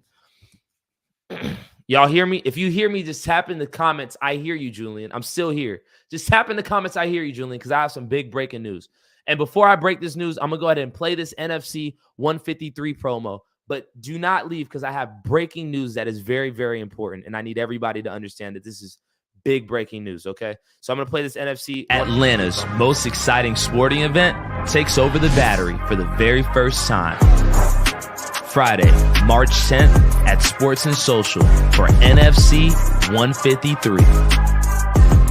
So don't miss your chance to watch these gladiators go to war in the NFC cage at Sports and Social live at the Battery. Friday, March 10th. Tickets are available at nfcfighting.com.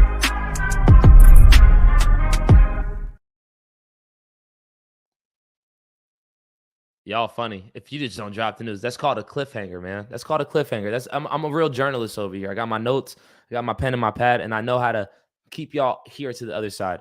So breaking news. Lewis Brewington versus Reese Rockins is off for April 21st. Lewis Brewington suffered a concussion in training, and he is not going to be able to compete on April 21st. The NFC promotion is hoping to reschedule that fight for June 2nd at Monday Night Brewing. So I will say it again. Lewis Brewington versus Reese Rockins is off for for April 21st. I don't know if that's a Friday or a Saturday. I'm assuming it's a Friday. The NFC is hoping to reschedule that bout for June 2nd at Monday Night Brewing. I talked about, TJ just broke news that he will be fighting Idel Gladney on that June 2nd card. Hopefully we can get that Lewis Brewington and Reese Rockins fight on that same June 2nd card. And look, there's disappointment that fight's not going to happen on April 21st. But let's look at the big picture. That April 21st card is the Jesse Wable's Amateur Series card. Lewis Brewington versus Reese Rockins will be a professional fight. So it's like the NFC was willing to make that fight happen for that date because that's a fight that we all want to see. But ultimately, Jesse Wable's Amateur Series is an amateur card. And we want to see amateurs. The whole point of the card is to get amateurs the shine and the highlight. And it's all the way out there in Buford. Reese Rockins versus Lewis Brewington, that fight makes more sense in Atlanta at Monday Night Garage. Instead of everybody having to travel out to Buford, have both of those crowds just travel to Atlanta. So we hope that Lewis Brewington heals up, feels better. Again, Lewis Brewington versus Reese Rockins is off for April 21st. The NFC is hoping to reschedule that fight for June 2nd. So we're all going to cross our fingers and hope that Lewis gets well and we can see that fight on June 2nd. Somebody just commented, I like that fight for June instead. Definitely an Atlanta fight with a bigger venue to sell more tickets. I agree. So with that said, ladies and gentlemen, Sarai, I got to bring my daughter in because we're about to wrap this up at the mark of 3 hours. We've been on this for 3 hours. I have a family to feed and I got a daughter to read to and say night to. And I'm sure y'all have other things to do as well. But I appreciate you for tuning in to NFC Now. This is show number 22. Again, I'm Julian Virgin. I'm strictly just the announcer, the journalist that comes on here and asks the questions and attempts to hold people accountable for what I'm hearing and what I'm seeing here in the NFC community. This is, what's your name, Princess? Whoa. She got stuff in her mouth. It's all good. We're about to sign off. Again, y'all make sure you continue. Look, even outside of the fighting, show love to everybody that you come in contact with because you never know who you're going to come in contact with. We look forward to just continuing to push the events, the people, and the ideas that surround the National Fighting Championship. With that being said, you going to say bye-bye? Say peace out to everybody. Bye. Peace out, y'all. Fish home. Say, let's get it. Okay, back up. You on my microphone. Y'all have a good night. Peace. You all done? I am all done, baby. All done.